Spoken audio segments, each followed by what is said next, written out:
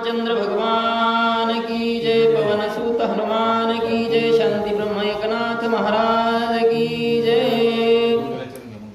सजेति सिंदूर वदनो देवोत्पाद पंकज स्मरणं, वासरमणिरिवं तमसामराशिनाशेति विघ्नानां, या कुंदेन्दु तुषारहारधवला या शूरवस्त्रावृता, या विनावरदण्डमण्डितकरा या श्वेतवदनासना, या ब्रह्माच्युत शंकर प्रभृति वीरदेवेहा सदा वंदिता सा मां पातु सरस्वती भगवती निशेष जाड्यावहा। मूकं करोति वाचालं पंगुलंघयते गिरिं, यत्कृपातमहं वन्दे परमानन्दमाधवं। नारायणं नमस्कृते नरोत्तमं देवी सरस्वती जयमुद्रेतं, वसुदेवसुतं देवं कंसचाणूरमर्दनं, देवकी परमानन्दं कृष्णं वन्दे जगद्गुरु। गुरुर्ब्रह्मा गुरुर्विष्णुर्देवो महेश्वरा, गुरु साक्षात् परब्रह्म तस्मै श्री गुरुवे नमः। प्रभु रामचंद्र भगवान की जय, पवन सुत हनुमान की जय, शांति ब्रह्म एकनाथ महाराज की जय। श्री गणेशाय नमः, श्री सद्गुरु रामचंद्राय नमः। हनुमानात्यंत विश्वासी अनुसरो निबानासी, आला नंदीग्रामासी जेते भरतासी निवास। पांडुरंग करू प्रथम नमन, दुसरे चरण संताची या, त्यांच्या कृपादानी कथेचा विस्तारो। बाबाजी सद्गुरुदास तुका, कायमाची वाणी मानील संतासी, रंजवू चित्तासी आपुलिया। माझी वाणी तुझे वर्णी गुणनाम, ऐशे देई प्रेम काही कळा। पांडुरंगा तुझी ये चरणीचे तुटता अनुसंधान, जाईल हा माझा प्राण तत्क्षणी। कळेल हे तैसे गाईन मी तुझ, जना सवे काज काय माझे। करीन मी स्तुती आपुली आवडी, जैसे वाटे गोडी माझ्या जीवा। तेवी मी जे जे बोले प्रभू ते तुमचेच शिकविले, म्हणून अवधारी जो जे आपले आपण देवा। ब्रह्मस्वरूप श्रोते हो ईश्वर स्वरूप माझ्या माते पिते हो। श्री भावार्थ रामायणातील युद्धकांडातील 47वा अध्याय म्हणजेच लक्ष्मण शक्ती मुक्ती उत्सव सोहळ्यातील 5वा अध्याय, याची आपण चिंतन सेवा आज तुम्हा सगळ्यांच्या सहकार्यानं, भगवान प्रभू श्रीरामांच्या कृपा आशीर्वादानं, त्याचबरोबर शंभो महादेवाच्या आज साक्षीनं सेवेचं चिंतन करण्याचा योग आहे। गणपती रायाला साष्टांग नमन करून, सरस्वती मातेला वंदन करून, प्रभू रामरायांच्या चरणाशी नतमस्तक होऊन, देवबाप्पा हनुमंत यांच्या चरणावरती साष्टांग दंडवत घालून, रामायणाचे कवी करते शांतीब्रह्म एकनाथ महाराज शिष्य गावबा काका म्हणतात, हनुमान अत्यंत विश्वासी। हनुमंतया विश्वास आहे, विश्वासी तो करी स्वामीवरी सत्ता, अशी ज्याची अवस्था आहे। हनुमान अत्यंत विश्वासी, अनुसरोनी बानासी, अलनंदी ग्रामाशी जेत भरताशी निवास। परमार्थामध्ये विश्वास असावा लागतो, विश्वासावर स्वार व्हावं लागतं।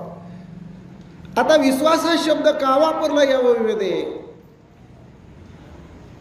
तर लक्ष्मण बाप्पा रक्ताच्या थरोळ्यात पडलेले असताना हनुमंतराय औषध वल्ली घेऊन येण्यासाठी द्रोणागिरी पर्वतावर जातात।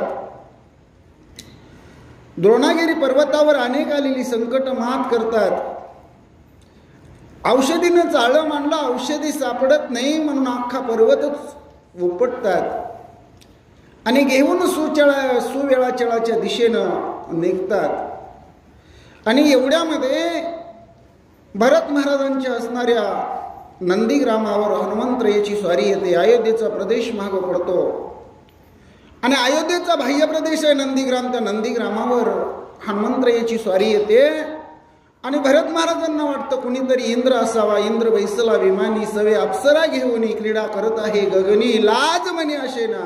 आणि म्हणून भरत महाराजांनी बाण सोडला।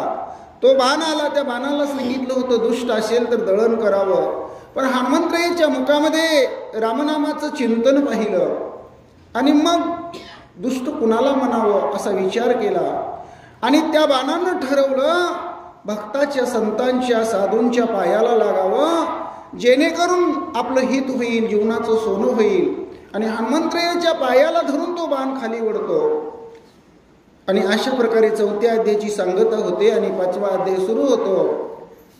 आणि ग्रंथकर्ते म्हणतात हनुमान अत्यंत विश्वासी. लक्ष्मण बाप्पा रक्ताच्या थरोळ्यात आहे, आपण औषधवल्ली घेऊन चाललेलो आहे, मध्येच बाण आडवा आलेला आहे आणि आपण जर इकडे बाणाच्या पाठीमागं गेलं तर लक्ष्मणाचं तिकडं काय होईल याची चिंता न करणारा हनुमंत आहे. कारण भगवंताच्या मांडीवर असणारा लक्ष्मण दादा आहे.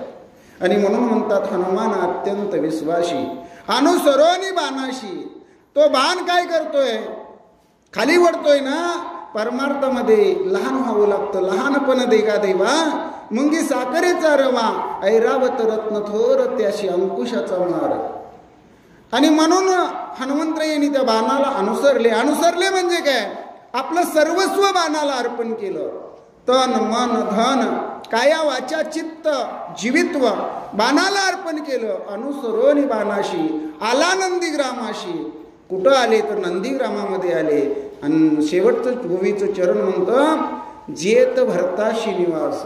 जिथं भरत महाराज राहत होते त्या नंदीग्रामाच्या ठिकाणी बाणाला अनुसरून भक्त सखे हनुमंतराय आले. आता भरत कोण, ऐका पुढच्या ओवीत. भरत श्रीरामाचा निज भक्त भरते भक्ती उल्हासित आचार्य भक्तीचा भरत भरते निर्मुक्त चराचर. भरत श्रीरामाचा निजभक्त म्हणतात. नातं आहे बंधूचं पण परमार्थामध्ये नातं नाही सांगितलं. भरत श्रीरामाचा निजभक्त म्हणतात. निजभक्त कुणाला म्हणावं, जिथं देव आणि भक्त याच्यामध्ये अंतरच राहत नाही. देव पहावे अशी गेलो ते देवची होऊन ठेवलो. या अवस्थेला ज्यावेळेस भक्त पोचतो त्यावेळेस देव माझा देव माझा देव माझा मी देवाचा ह्या अवस्थेला जातो. आणि ह्या अवस्थेला गेल्यानंतर मग तो निजभक्त होतो. आणि असा असणारा भरत श्रीरामाचा निजभक्त म्हणतात. भरते भक्ती उल्हासित. दुसरं ओवीचं चरण आहे की भरतानं काय केलेलं आहे तर भक्ती केलेली आहे. किती भक्ती केलेली आहे. इवलेसे रोप लाविले द्वारी तयाचा वेलू गेला गगनावरी. मोगरा फुलला फुले वेचिताना अतिकळू बहारू कळीयासी आला.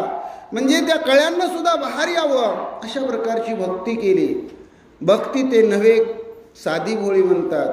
अगदी शुळावरील पोळे अशा प्रकारची भक्ती हनुमंतरायांनी केली. आणि त्यामुळे भक्तीला उल्हास झाला. एवढा उल्हास झाला की ती भक्ती भरताच्या सानिध्यात राहू लागली. आणि भरताच्या सानिध्यात राहणारी भक्ती, त्या भक्तीनं काय केलं तर भरत महाराजांना एक श्रेष्ठ पद निर्माण करून दिलं. आणि त्या पदाचं नाव आहे आचार्य. आचार्य भक्तीचा भरत म्हणतात. कारण भक्ती एवढी केली की आपल्या हृदयामध्ये साठवली. आपल्या हृदयामध्ये साठवून त्याचं चिंतन प्रकाशन रूपानं जगापर्यंत मांडलं. आणि अशा प्रकारची भक्ती भरत महाराजांनी केली आणि ते भक्तीचा आचार्य बनले म्हणतात. भरते भक्ती विस्तारली भरते भक्ती प्रकाशिली भरते पालाळिली भरते निज भक्ती. भरत महाराजांनी काय केलं तर भक्ती केली म्हणजे काय केलं, परमार्थ केला म्हणजे काय केलं तर जे जे अनुभवे आले अंगा ते या जगा देतसे. जे आपणाशी ठावे ते इतराशी सांगावे. शाने करून सोडावे सकळ जग. जे परमार्थातल्या गोष्टी आपल्याला माहीत असतात, ज्या भक्तीच्या वाटा आहेत त्या भक्तीच्या वाटा इतरांना शिकवल्या पाहिजेत. संसारामध्ये रात्रंदिवस काबाड करत कष्ट करणारे जीव हळूहळू मृत्यूमंताकडे कसे चाललेले आहेत. आणि त्या आडमार्गानं जाणाऱ्या जीवाला सन्मार्गाला कसं आणायचं, देवळाची वाट कशी माहिती करायची आणि परमार्थ काय असतो हे शिकवायचं. म्हणजे त्यासाठी काय करावं लागतं तर त्या भक्तीचं असणारं प्रकाशन करावं लागतं. भक्तीची वाढ करावी लागते. भक्तीचा विस्तार करावा लागतो. आणि हा विस्तार भरत महाराजांनी केला. विस्तार आडवा असतो. म्हणजे याची यावत जी असणारी समुद्र वलयांकित पृथ्वी आहे, ज्याला 9 खंड पृथ्वी म्हणतात, 10वी खंड काशी, एवढीकडे सगळीकडे रामायणाची असणारी ही भक्ती घडते. कशामुळं तर त्यावेळेस भरत महाराजांनी भक्ती शिकवली, ती त्यांनी भक्ती केली, जनमानसामध्ये सामान्यामध्ये रुजवली. आणि काय भक्ती आहे हे हनुमंतरायाला सुद्धा पाहायला मिळालं. अशा प्रकारची भक्ती भरत महाराजांनी केली. आणि मग एवढंसं भक्तीचं लावलेलं रोपटं गगनाला जाऊन भिडलं. कारण ज्ञानदेव पुसे निवृत्तीशी चाड गगनाहुनी वाढ नाम आहे, असं भगवंताचं नामचिंतनाचा असणारा प्रगट पसारा आहे. आणि तो प्रगट पसारा भरत महाराजांनी केला. आणि त्या भक्तीचा एवढा पाल्ला लावला, म्हणजे एवढा पाल्ला लावला की ती भक्ती भरत महाराजांना सोडून जायलाच तयार नाही. म्हणजे भरत महाराजांबद्दल भक्तीच्या अंतकरणामध्ये प्रेम निर्माण झालं. आणि भरत महाराजांच्या अंतकरणामध्ये परमार्थाबद्दल, भक्तीबद्दल, भक्ती हीच मोठी शक्ती आहे, भक्ती म्हणजेच ताकद आहे, भक्ती म्हणजेच फार मोठं वैभव आहे. आणि हीच खुणगाठ भरत महाराजांनी मनामध्ये बांधली आणि त्या असणाऱ्या भक्तीचा पाल्लाळ केला म्हणतात. भरत भक्तीचा निज ठेवा, भरत भक्तीचा विसावा, भरत भक्तीचा ओलावा, भक्तीच्या गावा रिगम भरता. भरत भक्तीचा निज ठेवा म्हणतात, भरत भक्तीचा ओलावा म्हणतात, भरत भक्तीचा विसावा म्हणतात, भक्तीच्या गावा रिगम भरता. म्हणजे आपण काय करतो ठेवा, तर धनाचा ठेवा करतो. ठेवा करणं म्हणजे काय, तर फिक्स डिपॉझिट करणं. आपल्याला ते कधीतरी पुढं उपयोगाला येईल, अडीअडचणीच्या वेळेस आपल्याला ते कधीतरी काढता येईल, त्याचा वापर करता येईल, म्हणून आपण ठेवा करतो. प्रपंचातला ठेवा वेगळा आणि परमार्थातला ठेवा वेगळा. बहुजन्मी आम्ही पुण्य केले, तेव्हा या विठ्ठले कृपा केली. हा जो पुण्याचा ठेवा आहे ना, हा भक्त करतात, संत करतात, साधू महंत करतात, परमार्थी करतात. आणि असाच असणारा भक्तीचा ठेवा भरत महाराजांनी केला. मग भक्तीचा ठेवा करत असताना काय केलं, देहाची तिजोरी भक्तीचाच ठेवा, उघडदार देवा, आता उघडदार देवा. भगवंता मी तुझ्या दर्शनाला आलेलो आहे, तू आतमध्ये असून सुद्धा का मला दर्शन देत नाही, का माझी असणारी परीक्षा पाहतोस. आणि त्यासाठी ओवीचं पहिलं चरण आहे भरत भक्तीचा निज ठेवा. जो ठेवाय म्हणले तो ठेवा भक्तीचा केला. आता आपल्याला, आपण सगळे शेतकरी आहे, शेतीमध्ये जर बी पेरायचं असेल तर त्या जमिनीची अगोदर मशागत व्हावी लागते. म्हणजे त्याच्यामध्ये जे असणारं तण आहे ते तण व्यवस्थितपणे त्याचा निपटारा करावा लागतो. म्हणजे आपल्या देहाच्या ठिकाणी असणारे काम, क्रोध, मद, मत्सर, दंभ आणि अहंकार या 6 विकारावर मात करावी लागते. भरत भक्तीचा निज ठेवा. आणि दुसरं चरण आहे भरत भक्तीचा ओलावा. ओलावा. आणि त्यावेळेस तो असणारा ओलावा कसा असतो, तण काढल्यानंतर त्या जमिनीला योग्य असा पाऊस पडावा लागतो. पाऊस पडला म्हणून चिबडीमध्ये, चिखलामध्ये बी पेरून चालत नाही, त्याला वापसा यावा लागतो. आणि त्या वापशावर ते बी पेरावं लागतं. आणि मग शुद्ध बीजापोटी फळे रसाळ गोमटी ही अवस्था होते. आणि म्हणून भरत महाराजांनी भक्तीचा निज ठेवा केला. निज ठेवा केला असताना अगदी अंतकरणामधून हरी बोला, हरी बोला, हरी बोला, नाहीतरी अबोला, व्यर्थ गलबोला करू नका. मग काही लोक म्हणतात देव आहे का, तुम्ही एवढं सांगता. देव आहे, देव आहे, देव आहे, जवळी आम्हा अंतर आहे. देव येथे रे, देव तेथे रे, हरी वाचवानी ठाव नाही रिता रे, हरी आला रे, हरी आला रे, अवघा परमानंदू झाला रे. या अवस्थेला भक्त पोचतात. आणि म्हणून भरत महाराजांनी जो असणारा भक्तीचा ठेवा केला त्याला एवढा ओलावा निर्माण केला की भक्तीला वाटायला लागलं आपण विसाव्याला कुठं थांबलं पाहिजे, आपल्याला आराम करायची जागा कुठे आहे, तर भरत महाराजांचं अंतकरण आहे. त्या अंतकरणाच्या चित्त चतुष्टामध्ये भक्तीला एक व्यापक स्वरूप प्राप्त झालं. आणि जे जगापुढं भरतानी मांडलं तिनं तिथं विसावा घेतला. आणि भरताच्या भक्तीच्या गावा रिगम भरता ओवीचं 4थं चरण आहे. म्हणजे भक्तीचं गाव म्हणजे भरत आणि भरताच्या अंतकरणात भक्ती राहते. म्हणजे दोघाचा एकमेकाचा संबंध कसा आहे, अनन्य. जशी साखर आणि गोडी आहे, फूल आणि सुगंध आहे, तशा प्रकारची भरत आणि भक्ती यांची अवस्था आहे. आणि भक्ती करणारा, भक्तीमध्ये रत असणारा, अहोरात्र अखंड अहर्निशी भगवंताचं चिंतन करणारा असा जो साधक, असा जो भक्त, त्याला भरत म्हणतात. भरते सत्य सद्भाव, भरते साचार अनुभव, भरते प्रकट राम रावो, सर्वत्र पाहो सर्वासी. भक्ती करायची म्हटलं की त्याचे एक सूत्र सांगितलेलं आहे. ज्याने विठ्ठल मात्रा घ्यावी त्याने पथ्ये सांभाळावी, त्याने पथ्ये सांभाळावी. प्रत्येकाकडे पाहताना जे जे भेटे भूत ते ते मानी जे भगवंत, या अवस्थेनं पाहिलं पाहिजे. कोणाही जीवाचा न घडो मत्सर वर्म हे सर्वेश्वर पूजनाचे. ही भूमिका अंतकरणामध्ये धारण करूनच परमार्थ करावा लागतो. त्यासाठी त्याने शब्द वापरला, भरते सत्य सद्भाव. भरताकडे एक भाव आहे आणि तो भाव कसा आहे तर सत्य आहे. सत्य हाच परमेश्वर, सत्याचा वाली परमेश्वर. सत्य तू, सत्य तू, सत्य तू विठ्ठला, कागा दाविला जगदाकार. असा भगवान परमात्मा सत्य आहे, निश्चळ आहे, शाश्वत आहे, अभंग आहे, अव्यय आहे. आणि अशा भगवान परमात्माबद्दल अंतकरणामध्ये देव आहे, या जगामध्ये देव आहे याची अनुभूती येणं, साक्षात्कार होणं आणि आपल्याला अनुभव इतराला सांगणं, आपल्याला कळलेला देव इतराला कळायला लावणं, किंबहुना आपल्याला भेटलेला देव दुसऱ्याला भेटवणं, यालाच परमार्थ म्हणतात. आणि तो भाव आपल्यामध्ये असावा लागतो, त्याला सत्य सद्भाव म्हणतात. नाहीतर सद्भाव नाही अंतरी, बाह्य भक्ती भावेची करी, ते नाना खरी ठकती संसारी जन. म्हणजे वर्ण नुसतं स्वंग दावणं,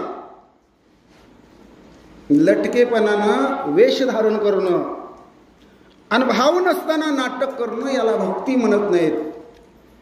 भक्ती करत असताना सद्भाव अंतकरणामध्ये पाहिजे. तो सद्भाव भरताच्या ठिकाणी म्हणतात. भरते सत्य सद्भाव, भरते साचार अनुभव. आता आपल्याकडं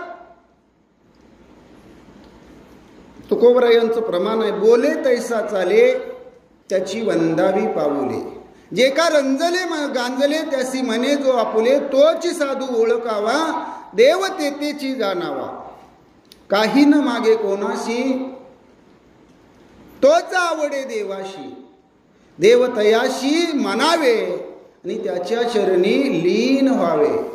जो कुणाला काही मागत नाही आणि द्यायला लागला तर भरभरून दिल्याशिवाय सोडत नाही, उदाराच्या राशी तो हा उभा विठेवरी, असा जगद आनंद कंद असणारा भगवान परमात्मा. आणि त्या भगवान परमात्म्यानं एवढी असणारी भक्तीला लोक लावली. वाट पाहे उभा भेटीची आवडी, कृपाळू तातडी उता वेळ, अशी असणारी अवस्था आहे म्हणले. आणि म्हणून म्हणतात भरते भक्त सत्य सद्भाव, भरते साचार अनुभव, भरते प्रगट रामरावो, सर्वत्र पाहो सर्वाशी. परमार्थ करत असताना भक्तीशी, भगवंताशी, नामाशी, कथेशी, चिंतनाशी एकरूप होणं. कारण कथा त्रिवेणी संगम, देव भक्त आणि नाम ते तिचे उत्तम चरणरज वंदिता. आणि म्हणून काय करायला पाहिजे तर कथेमध्ये देव असतो, भक्त असतो, नाम असतो आणि या सगळ्यांची भेट आपल्याला होत असते. म्हणून कथेमध्ये नित्य सावधान देऊन सादरतेनं कथा ऐकायची असते. आणि त्यावेळेस आपल्याला चिंतने तद्रूपता या अवस्थेला पोचता येतं. चिंतन करत आपण भगवंताशी तादात्म्य होतो, एकरूप होतो. भक्त आणि भगवंत याच्यामध्ये फरक राहत नाही. आणि तो भगवान परमात्मा आपल्याला दर्शन देतो, ही अनुभूती येते. आणि तोच देव भगवान परमात्मा जगाला प्रगट करून सांगणं, सर्वत्र पाहावं सर्वाशी. देव माझ्यामध्ये आहे, देव तुमच्यामध्ये आहे, सकळांच्या अंतरी नारायण, ही भगवंताची अवस्था आहे. हरी येथे रे, हरी तेथे रे. किंवा जळी स्थळी काष्टी पाशाणी भरोनी राहिला चक्रपाणी, असा भगवान परमात्मा. आणि तो जगासमोर प्रगट करण्याचं काम भरत महाराजांनी केलं. आणि श्रीराम जगाला एक देव आहे म्हणून सांगितलं. भरते अपंगिली भक्ती, भरते वाढविली विरक्ती, भरते पाहिली निज शांती, भूते भोगती स्वानंद. भरते अपंगिली भक्ती, भरतानं काय केलं तर भक्तीला आपलं केलं, आपल्या सानिध्यात ठेवलं, आपल्या जवळ केलं. भरते अपंगिली भक्ती, भरते पाहिली निजशांती. पण कधी ज्यावेळेस विरक्ती व्हावी लागते, म्हणजे हा संसार आहे ना, संसाराचा धंदा जन्मभरी केला पण मुखी नाही आले हरिनाम, अशी अवस्था व्हायला नको.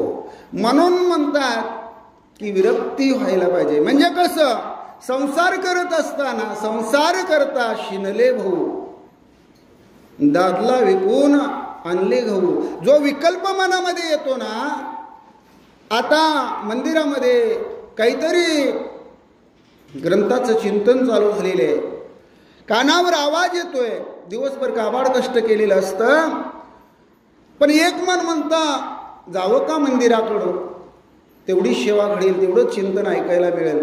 एक मन म्हणतं कंटाळा आलेलं आहे, काय करायचंय, इथं ऐकू येते की पिकरवर घरी. म्हणजे अशी पण अवस्था होते. आणि या अवस्थेमधून आपली विरक्ती वाढायला पाहिजे. विरक्ती विरक्ती त्याग त्याग म्हणजे तरी काय, आपल्यातला मीपणा कमी केला की विरक्ती वाढते. त्याग तरी ऐसा करा अहंकारा दौडावे. कारण पंचमहाभूताचा गोंधळ केला एके ठाई मेळ, लाविला सबळ अहंकार त्या पाठी. हा जो अहंकार जन्माला येतानाच आपल्याबरोबर लागलेला आहे ना, तो भगवंताच्या नामचिंतनानं आपल्याला कमी करता येतो. आणि आपली असणारी प्रपंचाबद्दलची ओढ, प्रपंच करत असताना परमार्थ करण्याची एक सवय अंतकरणाला लागते. आणि त्यामुळं आपलं पाऊल सन्मार्गाकडं सत्संगतीकडं वळतं. आणि मग विरक्ती निर्माण होते. भक्ती ते नमन, वैराग्य तो त्याग, ज्ञानब्रह्मी भोग ब्रह्मतनु. आणि मग समोरच्या मध्ये देव आहे हे आपल्याला पाहायची आपल्या अंतकरणाला एक वृत्तीला सवय लागते. जग ब्रह्मस्वरूप पाहू लागलो की आपल्यातला असणारा देव जागरूक होतो. माझ्याच हृदय भगवंत, तो भगवंत मूर्तिमंत, तेने काय नव्हे प्राप्त सौभाग्य संत त्रिजगती. माझ्या आतमध्ये तो आहे, तो तुमच्यामध्ये आहे, जगामध्ये सर्वत्र आहे, कणाकणामध्ये, अणु अणुमध्ये, रेणू रेणूमध्ये, अणु रेणू या तोकडा, तो का आकाशा एवढा, अशी भगवंताची अवस्था आहे. आणि असा भगवान परमात्मा ज्यावेळेस आपण विरक्ती वाढवतो, भगवंताला वाटतं की हा आपला भक्त कसा आहे, तर व्याकुळ झालेला आहे, आर्ततेनं आपली भक्ती करतोय, तळमळीनं भक्ती करतोय, जिज्ञासेनं भक्ती करतोय, आपला धावा करतोय, त्याच्या धाव्याला धावून गेलंच पाहिजे. देवा माझ्या धावण्याला धाव, देवा माझ्या मागण्याला पाव, धावत ये लवकरी, देवा धावत ये लवकरी, कृष्णा धाव रे लवकरी, संकट पडले भारी, हरी तू आमचा काही वारी, आले विघ्न निवारी. असा भगवान परमात्माचा जर धावा आपण केला तर तो भगवान परमात्मा धावत येतो. पण भरत महाराजांनी ही विरक्ती त्या काळी जगासमोर मांडली आणि त्या विरक्तीला व्यापक स्वरूप दिलं. भक्ती आपलीशी केली, विरक्ती जगाला दावली. आणि भक्ती काय असतं, ज्ञान काय असतं आणि वैराग्य काय असतं, हे सगळंच जगासमोर मांडलं. एवढी श्रेष्ठ भक्ती भरत महाराजांनी केली. मलयांद्रेच्या ठाई चंदनाची पैसाडी पाये, तेने डोंगर सर्वही केला लवलाई चंदन. संत कसे असतात, भक्त कसे असतात, साधू महंत मुनी तपी योगी जपी, हे कसे असतात, काय करतात. बुडते हे जन न देखवे डोळा, येतो कळवळा म्हणून या, हे लोक आडमार्गानं चाललेले आहेत, बुडायला लागलेले आहेत. हे संतांच्या डोळ्याला बघवत नाही, त्याच्यातून त्यांना काढावं वाटतं आणि म्हणून ते धडपडतात.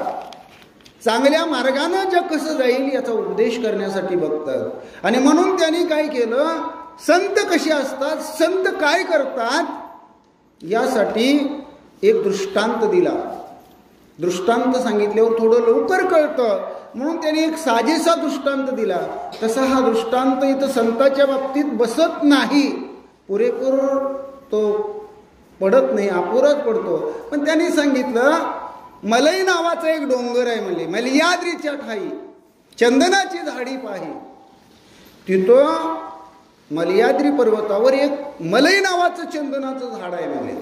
आणि त्या चंदनाच्या झाडानं काय केलं, बाकीची जी चंदन सोडून बोरीची, बाबळीची, लिंबाची, काटेरी अशी जी काही झाडं झुडपं असतील त्या सगळ्यांना चंदन केलं.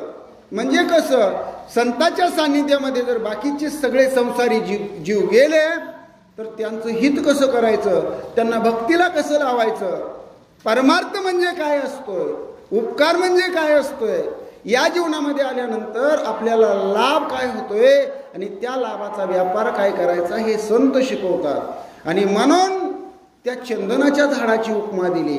त्या चंदनाच्या झाडानं आपल्या भोवतालची सगळी झाडं वरून नाही बदलली, आतून बदलली. म्हणले कशी बदलली, ऐका पुढच्या ओळीत. नाही आपण तेथे गेला, नाही उपडून आणिला, अंगवन वरुणी गेला, तेने गिरी केला चंदन. नाही आपण तेथे गेला, नाही उपडून आणिला, अंगवात वरुणी गेला, तेने गिरी केला चंदन.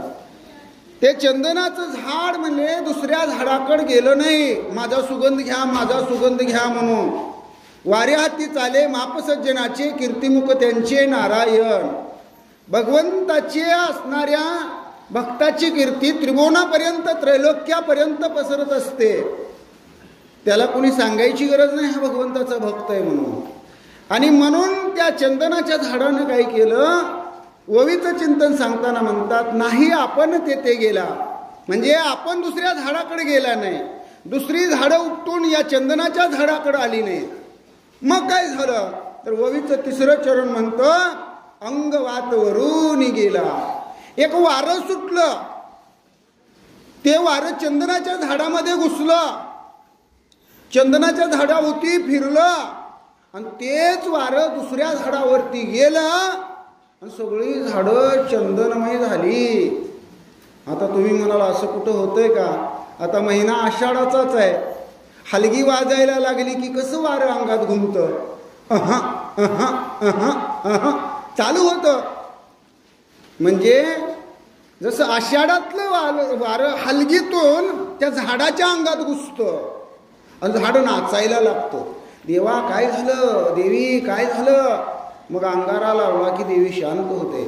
म्हणजे हे वारं परमार्थामध्ये नाही चालत. अहंकाराचा वारा न लागो राजसा, माझी या विष्णुदासा भाविकाशी. मग इथं कसला वारा चालतो म्हणले तर आला शीतळ शांतीचा वारा, फिटला पातकाचा थारा, तेने सुख झाले या शरीरा, कळी काळाशी धाक धरा रागा. ज्या असणाऱ्या कळी काळाला सुद्धा धाक वाटावा असा असणारा शीतळ शांतीचा वारा पाहिजे. म्हणजे अंतकरण शीतल पाहिजे, कोमल पाहिजे, मऊ पाहिजे. कुणाबद्दल कसलाही द्वेष अंतकरणामध्ये कधीही उत्पन्न होता कामा नये, कुणाची निंदा आपल्या हातून घडता कामा नये. आणि अशा प्रकारचं शांत स्वरूप, कुणी काही म्हणा, कुणी निंदा, कुणी वंदा, आमचा सुहिताचा धंदा, आमचा धंदा आम्ही केल्याशिवाय सोडणार नाही. आणि म्हणून असंच त्या चंदनाच्या झाडाने केलं. म्हणले एक वारं आलं, ते वारं चंदनामध्ये शिरलं आणि बाकीची सगळी आसपासची झाडं चंदनमय केली. तसंच संत करतात. संताचा सुखाचा, शांतीचा, त्यागाचा वारा त्यांच्या उपदेशानं, त्यांच्या स्पर्शानं, त्यांच्या आशीर्वादानं, त्यांच्या सहवासानं इतर असणाऱ्या सामान्य जीवामध्ये शिरतो. आणि आपणासारिखे करीती तात्काळ, नाही काळ वेळ तया लागी. कारण साधू थोर जाना, साधू थोर जाना, साधू थोर जाना कलियुगी, अशी साधूंची अवस्था असते म्हणतात. एक वनस्पतीचा बडिवारा, चंदन केला डोंगर बहकतसे चौफेर सुवास थोरावरेना. आता एक चंदनाची वनस्पती आहे, तिचा बडीवार म्हणजे तिचा मोठेपणा सांगितला. एका वनस्पतीचा एवढा बडीवार आहे, तर संतांचा काय मोठेपणा असेल. संत म्हणजे साक्षात भगवान परमात्मा स्वरूप असतात. ते चालते ज्ञानाचे बिंब, तयाचे अवयव ते सुखाचे कोंब, एर माणूसपणाची भांब लौकिकाचा भागो. माऊलींनी ज्ञानेश्वरीमध्ये सांगितलेले. ते दिसतात फक्त माणसासारखे, माणूस म्हणून अवताराला आलेले वाटतात, पण ते माणूस नसतात. तुम्ही माणूस त्यांना समजता, ही तुमची चूक आहे. ते चालते ज्ञानाचे बिंब. एक ज्ञान या त्रिभुवनातलं एका ठिकाणी गोळा झालेलं, त्याचा मूर्तिमंत पुतळा भगवंतांनी बनवलेला, आणि तो संत म्हणून अवताराला आलेला, पण माणूसपणाचं रूप धारण केलं म्हणून तुम्ही त्याला माणूस म्हणता. हे तुम्ही ओळखू शकत नाही. आणि तयाचे अवयव ते सुखाचे कोंब, त्या प्रत्येक असणारा. आता ज्ञानाचाच मूर्तिमंत पुतळा आहे म्हणल्यावर भगवंताने निर्माण केलेला आहे. आणि भगवंताच्या जवळ काय आहे, तर भगवान परमात्मा सर्व सुखाचे आगर, बाप रखुमा देवीवर, म्हणजे सुखाचं माहेरघर असणारा भगवान परमात्मा.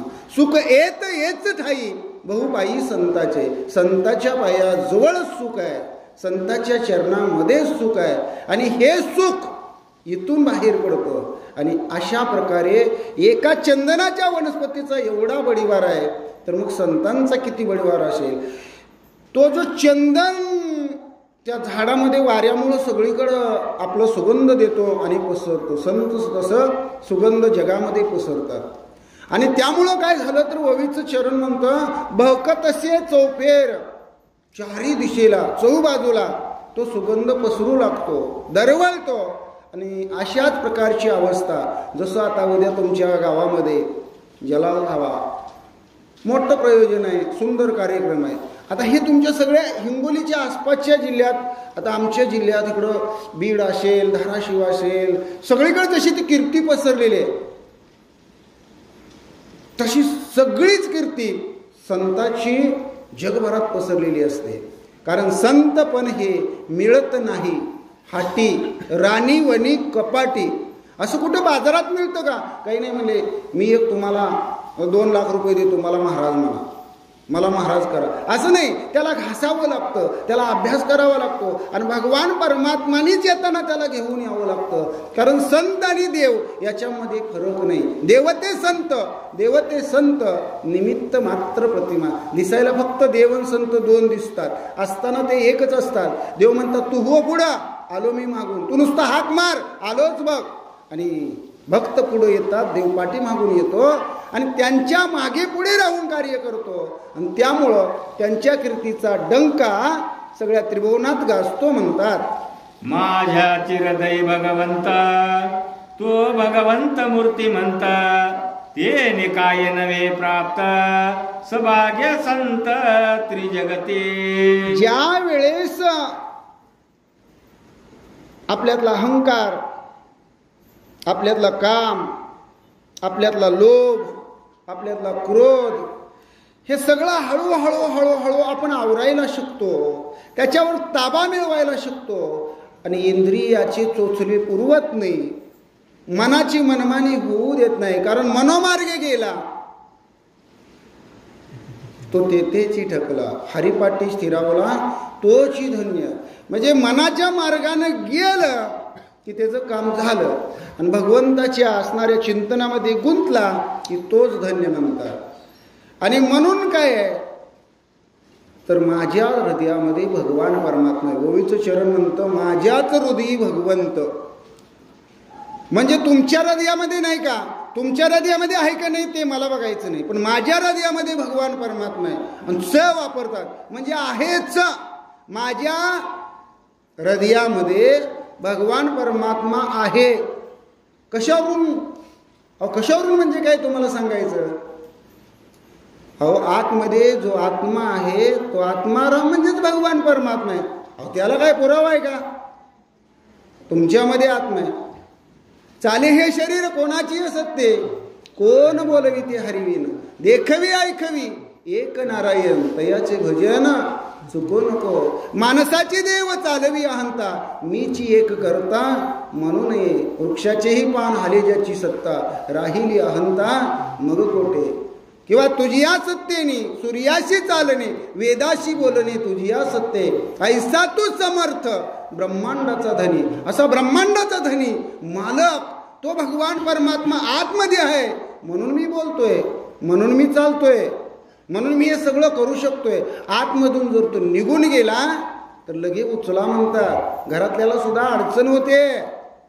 एवढंच नाही, ज्याला आपण जन्म दिला, लहानाचं मोठं करतो, तोच आपल्याला अग्नी देतो. याच्या पलीकडे काय वाईट अवस्था आहे संसाराची.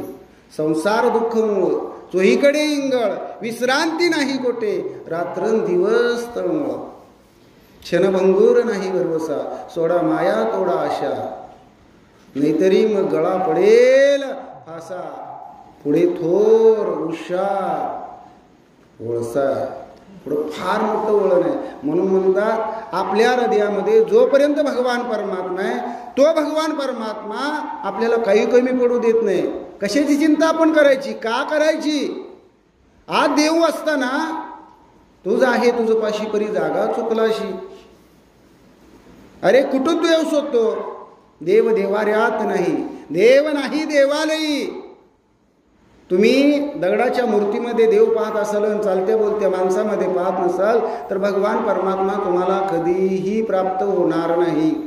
म्हणून ओवीचं चरण म्हणतं, माझ्याच हृदयी भगवंत, तो भगवंत मूर्तिमंत साक्षात आतमध्ये, तो कैवल्य रूपानं, ज्याला चैतन्य म्हणतो, ज्याला जीव म्हणतो, ज्याला प्राण म्हणतो, त्या जिवंतपणाच्या रूपानं तो आतमध्ये आहे.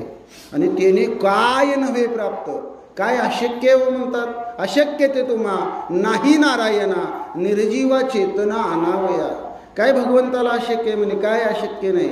आणि असा भगवान परमात्मा आतमध्ये असल्यामुळं ओवीचं शेवटचं चरण म्हणतं, सभाग्य संत त्रिजगती. म्हणजे अशा प्रकारची जी अवस्था आहे त्या संताची, त्या साधकाची, त्या जीवाची, मग ज्ञानी असू द्या, कोणताही साधक असू द्या, जिज्ञासू असू द्या, अर्थार्थी असू द्या, कुठलाही भक्त असू द्या, त्याची या त्रिजगतामध्ये कीर्ती होते. कशामुळं. भाग्यवंत म्हणूत या शरण गेले पंढरीराया. जे भगवंताला शरण जातात त्यांचा भगवान परमात्मा सांभाळ करतो. कसा करतो. मागे पुढे उभा राहे सांभाळीत, आली आघात निवाराया. अहो काय खरंय का म्हणले, असं कुठं असतं का. अहो असतंच. निर्वाणी गोविंद असे मागे पुढे काहीच साकडे पडो नेदी. दृष्टी विषय समजता राम रूपे देखे देखत भरता. दृश्य दृष्टा दर्शन तेथ सहज होता राम रूप. आता इथं असणारी ज्ञानेंद्रिय सांगायला सुरुवात केली. हनुमंत्रयाची स्वारी द्रोणागिरी पर्वत घेऊन भरत महाराजांच्या बाणाच्या अनुसरणानं आली. आणि भरत महाराज कसे भक्ती करत होते. कारण एक बुवा दुसऱ्या बुवाला भेटला की आपल्याकडचं वातावरण काय तयार होतं. एक महाराज दुसऱ्या महाराजाला भेटला की आपल्याकडे काय चिंतन होतं. आपण त्याच्यामध्ये काय पाहतो, गुण पाहतो की दोष पाहतो. तर पाहणारे हनुमंतराय आहेत, भक्ती करणारे भरत महाराज आहेत. आणि अगोदर शब्द वापरलेला आहे भरत श्रीरामाचे निज भक्त. त्यांचं जे ज्ञानेंद्रिय आहे त्या ज्ञानेंद्रियाचं चिंतन चालू आहे डोळा. डोळ्याचा विषय पाहणं. आणि त्यांची अवस्था काय झालेली होती भरत महाराजांची. डोळे तुम्ही घ्या रे सुख, पहा विठोबाचे मुख. ह्या डोळ्यानं फक्त पाहायचं काय, भगवंतालाच पाहायचं, विठोबालाच पाहायचं, श्रीरामालाच पाहायचं. या डोळ्यानं दुसरं काय पाहायचंच नाही. असं कसं होईल हो. तुम्ही मला काही पण दिसू शकतं, आपण ज्याच्यावर नजर टाकेल ते पण दिसू शकतं. ते दिसू शकतंय पण ते माझ्या भगवंताचं स्वरूप आहे. याच्यामध्ये भगवान परमात्मा नटलेला आहे, व्यापक आहे, त्याच्यामध्ये आहे म्हणून ती वस्तू आहे. असं पाहणं म्हणजे आपण ब्रह्मस्वरूप होणं आणि जग ब्रह्मस्वरूप पाहणं, ह्या ब्रह्म अवस्थेला पोचणं ही भरताची अवस्था हनुमंतरायांनी पाहिली. नंदीग्रामातली जशी भरताची अवस्था झालेली होती, डोळे तुम्ही घ्या रे सुख, तशी तिथल्या आबाल वृद्धांची, पशुपक्ष्यांची, दगडगोट्यांची, झाडाझुडपांची सगळ्यांची अवस्था झाली होती. म्हणले श्रवणी शब्द पडता चिदान, शब्दार्थ श्रीराम आपण. श्रव्या श्रवक श्रवण, स्वयचित घन हो निठाके. आता हे पहिल्यांदा डोळ्याची सांगितली होती, आता हे कानाची आली त्रिपुटी. मग दृश्य असेल, द्रष्टा असेल, दर्शन असेल, श्रवण असेल, श्रावक असेल, श्राव्य असेल, ह्या ज्या त्रिपुटी आहेत. म्हणले त्रिपुटी म्हणजे काय, तर एकाच वस्तूचे 3 समान भाग, आणि त्या 3 समान भागामध्ये काहीच कुठल्या प्रकारची कमतरता नसते, कुठला भाग उन्हा नसतो. थोडक्यात सांगायचं म्हटलं दृष्टांत स्वरूपानं तर 3 सख्खे जिवलग मित्र, जीवाभावाचे मित्र, एकमेकाला प्राणा पलीकडे जपणारे मित्र. पण तिघच्या तिघ एकदम ढिकळात टाकले तर ओळखू येणार नाहीत, म्हणजे काळे. कारण समरूप अवस्था, एकरूप अवस्था, भेद नाही. आणि मग त्याने भगवंताची भक्ती केली, भगवान परमात्मा प्रसन्न झाले. पहिल्याला विचारलं, बोल बाबा तुला काय पाहिजे. काय नको भगवंत म्हणले, मला बनवताना तू का असं का, तुझ्याकडं दुसरा कलरच नव्हता काय म्हणले, असं काय एवढं काळं बनवलंस. अरे ढेकळात टाकलं तर आम्ही ओळखू येत नाही म्हणले, मला गोरं कर. देव म्हटले एवढंच आता असतो, झाला गोरा. दुसऱ्याची भेट घेतली, दुसऱ्याला विचारलं, बाबा तुला काय पाहिजे. आता मला दुसरं काय पाहिजे देवा, मला पण त्याच्यासारखं गोरच करा ना म्हणले. झाले 2 गोरे झाले. तिसऱ्याकडे देव आले, बाबा म्हणले तुला काय पाहिजे. अहो मला हे काळं आहे तेच बरं आहे म्हणले, काळं पिकलं तरच चांगलं आहे, गोरं काय खाणार आहे म्हणले. जमीन पिकली तरच सगळं आहे, ती भूमाता काळी आहे म्हणले, तव्याची पाठ काळी आहे म्हणले. मग हे काळ्याला दोष देऊन कसं, काळा आहे म्हणून तर गोऱ्याला महत्व आहे. देवा त्या दोघांना गोरं केलंय ना म्हणले, त्यांना माझ्यासारखं करा. म्हणजे तिन्ही पुन्हा एकसारखी झाले. भगवान परमात्मा म्हणले तथास्तु. म्हणजे अशा प्रकारची जी त्रिपुटी असते ती त्रिपुटीची तर राहिली नाही म्हणले. आता तुम्ही ऐका रे कान माझ्या विठोबाचे गुण. कानानं ऐकायचं तर काय ऐकायचं, फक्त विठ्ठलाचंच गुण ऐकायचं, नामचिंतन ऐकायचं. आता पाहण्याचा मागाचा विषय होता म्हणून सांगतो, सहज आठवलं म्हणून. आपण TV बघतो ना, आपण त्याला बॅलन्स टाकलेला असतो ना, डिश आणलेली असते सगळं. दिवसभर म्हणलं तर दिवसभर परमार्थाचे कार्यक्रम मराठीमध्ये ऐकायला आपल्याला मिळतात. दिवसभर आपण आपल्याला जेव्हा वेळ आहे तेव्हा ऐकू शकतो. बाकीच्या मालिका, बाकीचे हे बघण्यापेक्षा भगवंताशीच आपली नाळ जोडायची आहे ना, त्या भगवंताशीच नातं जोडायचं आहे ना. मग ह्या त्रिपुटीचा भेद करायचा आहे ना, लगेच भेद होतो. आणि हा भेद तिथं दिसत नव्हता. अशी अभेद अवस्था भरताच्या नंदीग्रामात होते म्हणतात. घ्राणे घेता वासा, वासाच बाय परेश. घ्रिये घ्राता घान समजता, चिदाकाच हो निठाके. नाकाची अवस्था सांगितली. या असणाऱ्या 24 तासामध्ये म्हणजे अष्टप्रहरामध्ये 21,600 वेळा हा आपल्या असणाऱ्या नाकपुडीतून श्वासाचे हेलपाटे होतात. 21,600 वेळा म्हणजे 8 तासामध्ये 7,200, 7,200, 7,200 असे 21,600. आणि तो श्वास बाहेर येताना, आत जाताना तो भगवंताचं नामचिंतन करतो. तुम्हाला माहित नसेल, नाकातला जो श्वास आहे तो बाहेर जाताना आणि आत येताना भगवंताचं चिंतन करतो. जरी आपण देवाला विसरलो असलो, त्याला अनुहात ध्वनी म्हणतात. तुम्ही बघा, एकांतामध्ये बसा, श्वास बाहेर सोडून बघा जोरानं आणि आत ओढून बघा. सोहम सोहम सोहम असा त्याच्यातून उच्चार होतो. आणि सोहम म्हणजे तो भगवान परमात्मा मी आहे या अवस्थेला पोचलं जातो. म्हणजे त्रिपुटी भक्ताची मावळून जाते आणि भक्त आणि देव एक रूपाला येतात अशी भक्ती भरत महाराजांची हनुमंत बाप्पांनी पाहिली. तोच्या घेऊ जाय स्पर्शासे तव दोहिते राम प्रकाशे. त्वच्या स्पर्शाशी स्पर्शनाशे सहज समारसी श्रीरामा.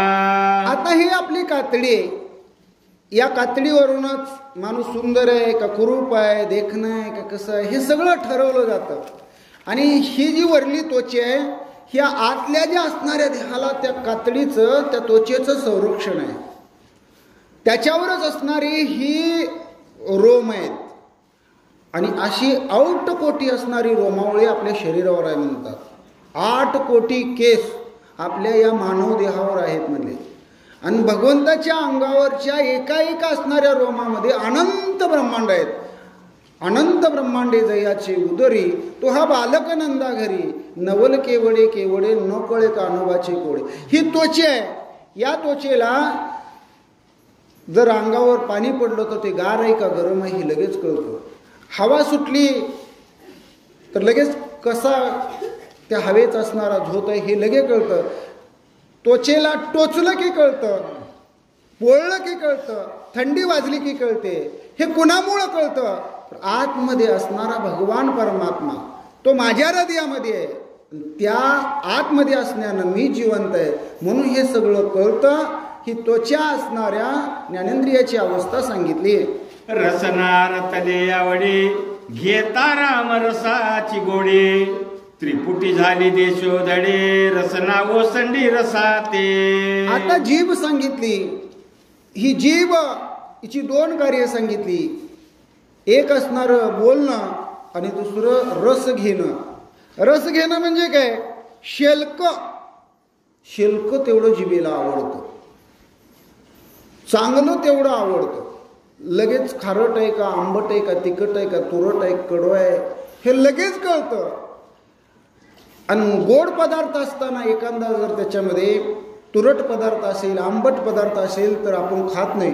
आणि नुसता नमुना बघून जर खायचा घ्यायचं म्हटलं तर आपण म्हणतो नको नको, हे गोड असताना ते बाकीचं कशाला. म्हणजे जी रस घेते आणि रस नाकारते तिला रसना म्हणतात. घेता रामरसाची गोडी रसना रातली आवडी. आणि त्रिपुटीची झाली देशोधडी म्हणतात. त्रिपुटीची बोळवण झालेली आहे. आणि ही असणारी रसना, रस घेणं नाकारणं ही इसरून गेलेली आहे. मग काय करते तर ब्रह्मरस घेई काढा तेने पिडा वारेल. ब्रह्मरसाचा असणारा गोड अमृत ती घेते. आता ब्रह्मरस म्हणजे काय तुम्ही म्हणाल, कुठं मिळतो? तुम्ही ब्रह्मरस सांगता महाराज. अहो नामामृत गोडी म्हणजेच ब्रह्मरस आहे. नामामृत गोडी वैष्णवा लादली, योगिया साधली जीवन कळा. ही अवस्था, ही जीवन सुंदर करायचं असेल, सुंदरतेनं जगायचं असेल आणि या देहाचं सार्थक करून घ्यायचं असेल तर काय करावं तर ब्रह्मरस घ्यावा म्हणतात. ब्रह्मरस घेई काढा तेने पिडा वारेल. मग तुमची पीडा कोणतीही राहणार नाही.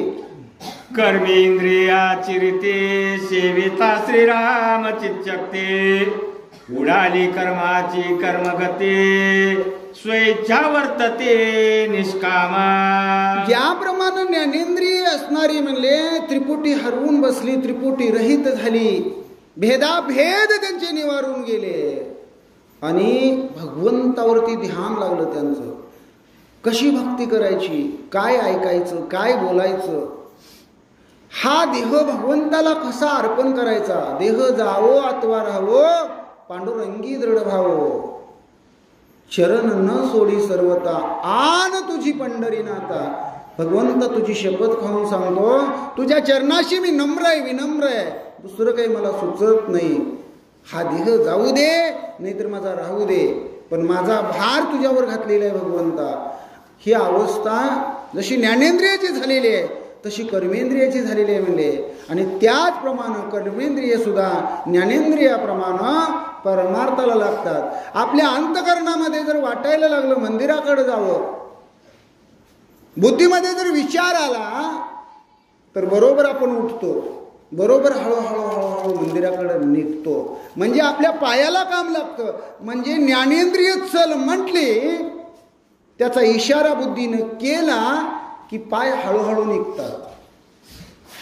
मग मंदिराकडे आलं, भजन चालू असेल तर हाताला सांगायला लागत नाही, टाळी वाजवा, टाळी वाजवावी, गुढी उभारावी, वाटती चालावी पंढरीची. आणि मग इथं आल्यानंतर टाळी वाजवायला लागलं, आपले शेजार पाजारी वाजवतात, भजन चालू आहे, मुखातून नाम घे म्हणायला लागत नाही, भजन गा म्हणायला लागत नाही, त्याच्यामध्ये आपण समरस होतो. आणि अशा प्रकारची जशी ज्ञानेंद्रिय भगवंताशी एकरूप होतात तशीच कर्मेंद्रिय याची रीती म्हणतात. कर्माची जी चित्त शक्ती आहे, आपल्याला काय कर्म करायचं आहे, कशासाठी करायचं आहे हे आपण सोडून देतो आणि परमार्थ स्वरूपाच्या चिंतनामध्ये आपला असणारा सुवर्ण काळ घालवण्याचा प्रयत्न करतो. अशी कर्मेंद्रियाची अवस्था नात्रयनी सांगताना म्हणतात. भरत महाराजांच्या नंदीग्रामातली ही अवस्था आहे. मग आपली का होऊ नये, आपली पण व्हावी ही अपेक्षा असते. आईसा भरत रामी कोंदला, तो देशची राम झाला, हनुमंता अत्यंत सुखावला, देखो लागला पूर्व. अहो, भरत महाराजांची अवस्था हनुमंतरायांनी पाहिले. वा म्हणले, मलाच वाटत होतं मीच भक्त आहे, मी देवाची भक्ती करतो. कारण तुकोबरायांनी हनुमंतरायाला विचारलं होतं, काय भक्तीच्या त्या वाटा मज दावाव्या सुभटा, तुम्ही शूर आणि धीर, स्वामी काजी सादर. असं असणार हनुमंतराया. भरत महाराजांची भक्ती बघितली, चाटच पडले, नवल वाटायला लागलं. ऐसा भरत रामे कोंदला, कोंदून कोंदून भरीन जीवे, देहो भावे पूजीन. अशी अवस्था झालेली भरत महाराजांची. आत हरी, बाहेर हरी, हरीने घरही कोण दिले. हे जे 3.5 हाताचं घर आहे ना, हे भगवंतानं कोंदून कोंदून भरलंय भरत महाराजांचं. मग आपली का अवस्था होत नाही. जो भक्ती करतो त्याच्या सभायांतरी भगवान परमात्मा व्यापक स्वरूपामध्ये असतो. आणि अशा प्रकारचा हरी आतमध्ये असेल, आतमध्ये कधी तो व्यापक स्वरूपामध्ये होतो, ज्यावेळेस आपल्यातली घाण बाहेर काढावी लागते. मग मल असेल, विक्षेप असेल, आवरण असेल, हे जे 3 दोष आहेत, हे 3 दोष बाहेर काढली, आतली जागा होते आणि मग भगवान परमात्मा आतमध्ये प्रवेश करतो. भितरी प्रवेश केला देवे म्हणतात. कधी? चिंता ती पळाली गोकुळा बाहेरी. यातली चिंता काढली, चिंतन करायला सुरुवात केली.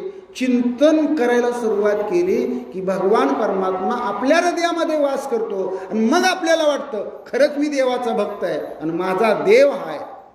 आपुला तो एक देव करून घ्यावा, तेने विना जीवा सुख नहे, येरती माईक दुःखाची जनिती, नाही आधी अंती अवसान. अहो, जेव्हा कोटेच नव्हते काही, चंद्र सूर्य तारा पाही, तेव्हा एक ढालगज निर्माण झाली. तिने एवढी ख्याती केली, कानोबा तेरे तेरे तेरे. भगवान परमात्म्याला एकट्याला कर्मना म्हणून हे जग निर्माण केलं. आणि आपण जगामध्ये येताना, आईच्या उदरामधून येताना भगवंताला आतमध्ये हात जोडत होतो, पाया पडत होतो, देवा मला या गर्भ यातनेतून बाहेर काढ. आणि बाहेर आल्याबरोबर कलीचा वारा लागला. आणि कलीचा वारा लागल्याबरोबर बाळ बाहेर आल्याबरोबर क्या क्या क्या करायला लागला. मी कवा देवा बोललो होतो, मी काहीच बोललो नव्हतो, मी काय तुला शब्द दिला नाही. आणि अशा प्रकारे त्या भगवंताच्या चरणाशी पुन्हा आपण लागावं. संसार करत करत संसार करावा नेटका, परमार्थाचा घ्यावा चुटका. अहो, 23 तास परमार्थ संसार केला, एक अर्धा तास परमार्थ करायला काय हरकत आहे, 10 मिनिटं करायला काय हरकत आहे.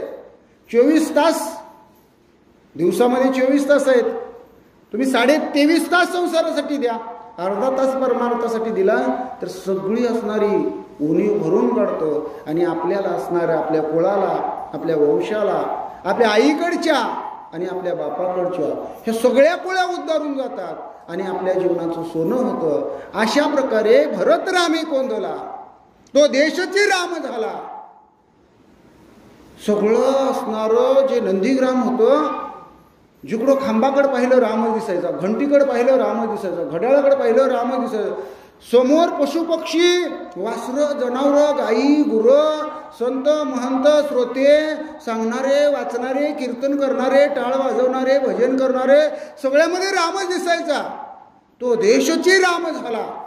आणि एवढा व्यापक भगवान परमात्मा हनुमंतरायांनी भरत महाराजांच्या भक्तीनं पाहिला, अनुभवला. तो त्यांना कळाला आपली भक्ती काय आहे आणि ह्यांची भक्ती काय आहे. आपण पण भक्तच आहे, ह्यांची भक्ती कशी आहे. आणि तो देशची राम झाला. देखो लागला अपूर्व म्हणतात. आजपर्यंत अशी भक्ती हनुमंतरायानं कुणाचीच पाहिली नव्हती आणि याच्या पुढं कधी पाहायला मिळेल असं वाटतही नव्हतं. अशी हनुमंतरायाची अवस्था झाली आणि हनुमंतराया सद्गदित झाले. अगदी नवल वाटलं.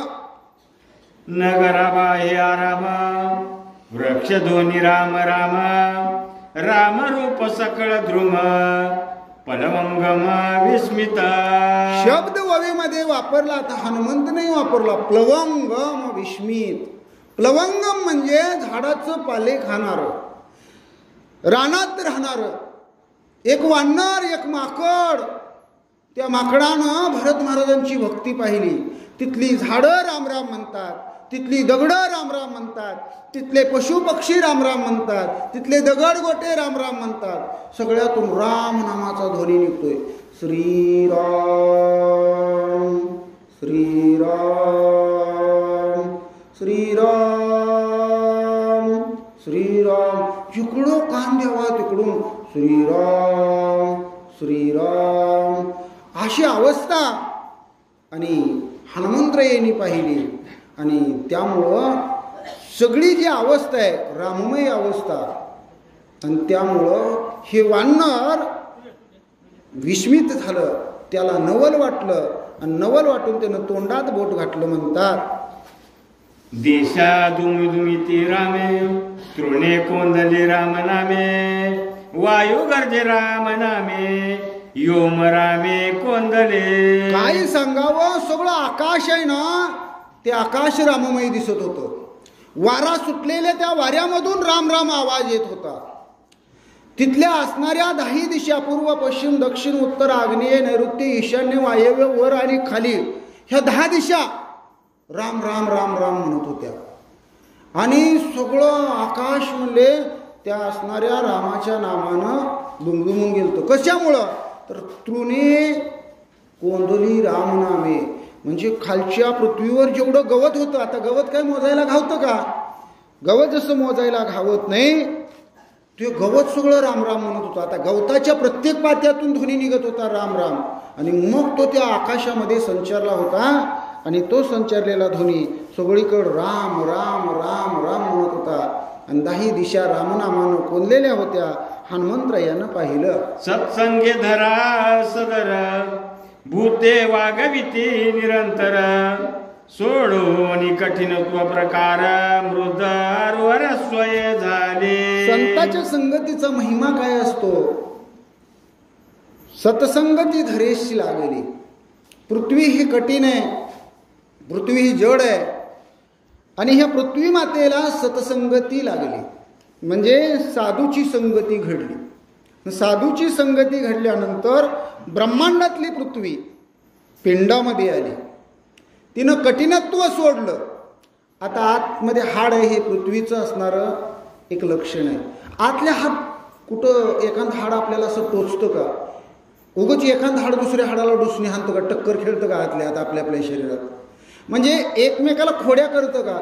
म्हणजे ते कठीणत्व प्रकार पण सोडतं, समान अवस्थेला येतं. कारण समचरण दृष्टी विठेवरी साजिरी अशी जी समचरण अवस्था आहे ती पृथ्वी या तत्वाला लागली. कारण पंचमहाभूतापैकी पृथ्वी ही एक तत्व आहे आणि या महाभूतापैकी पृथ्वी तत्व पिंडामध्ये आलं.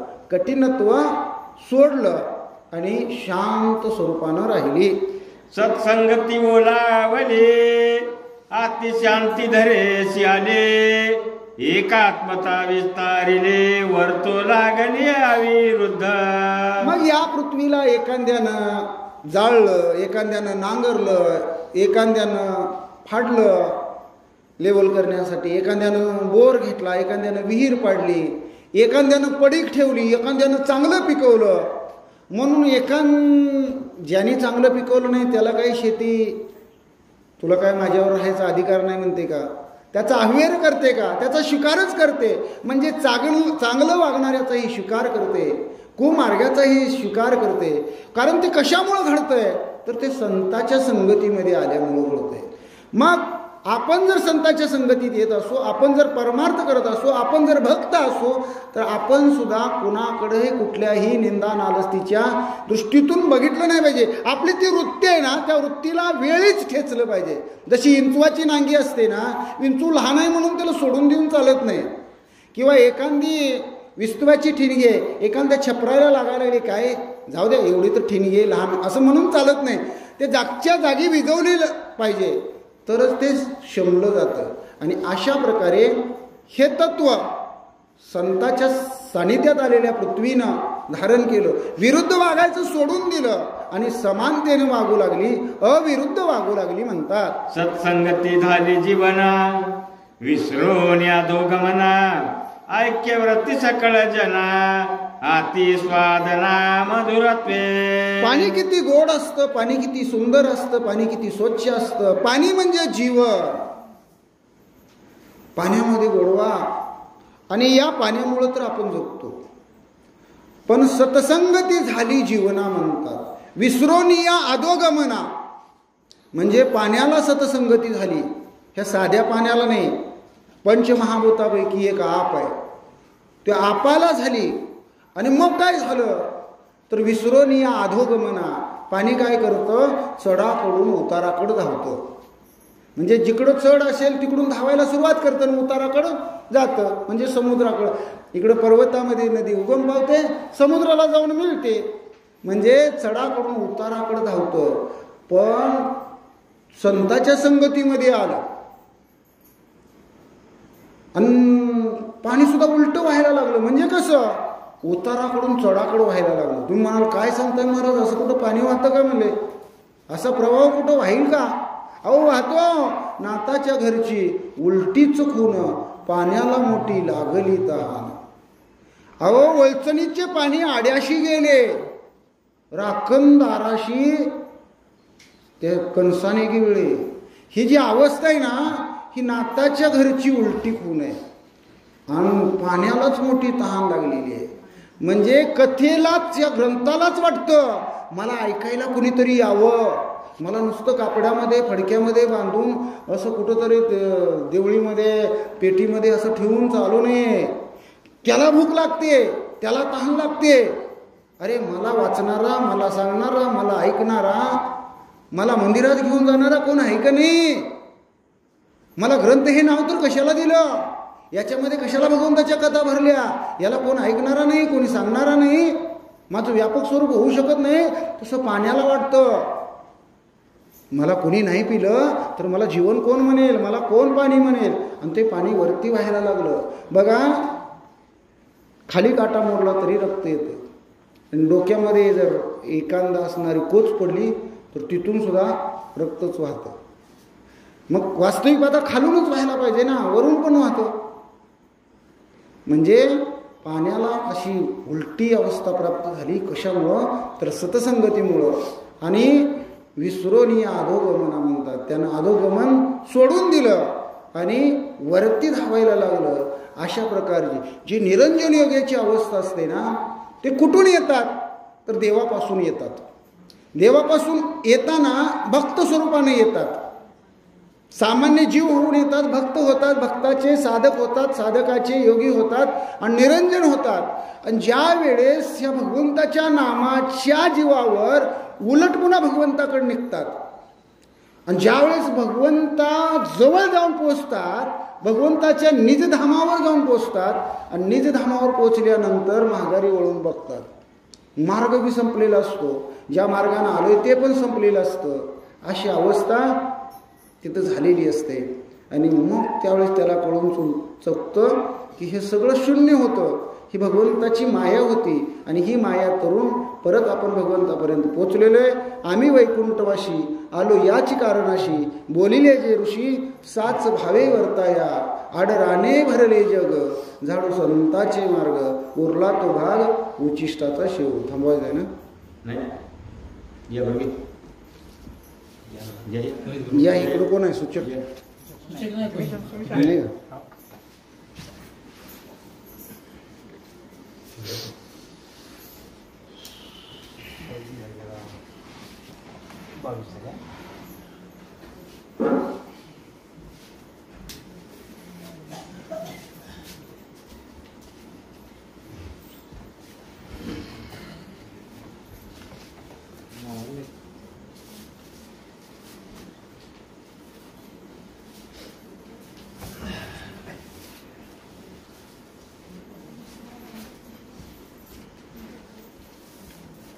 प्रभु रामचंद्र भगवान की जय।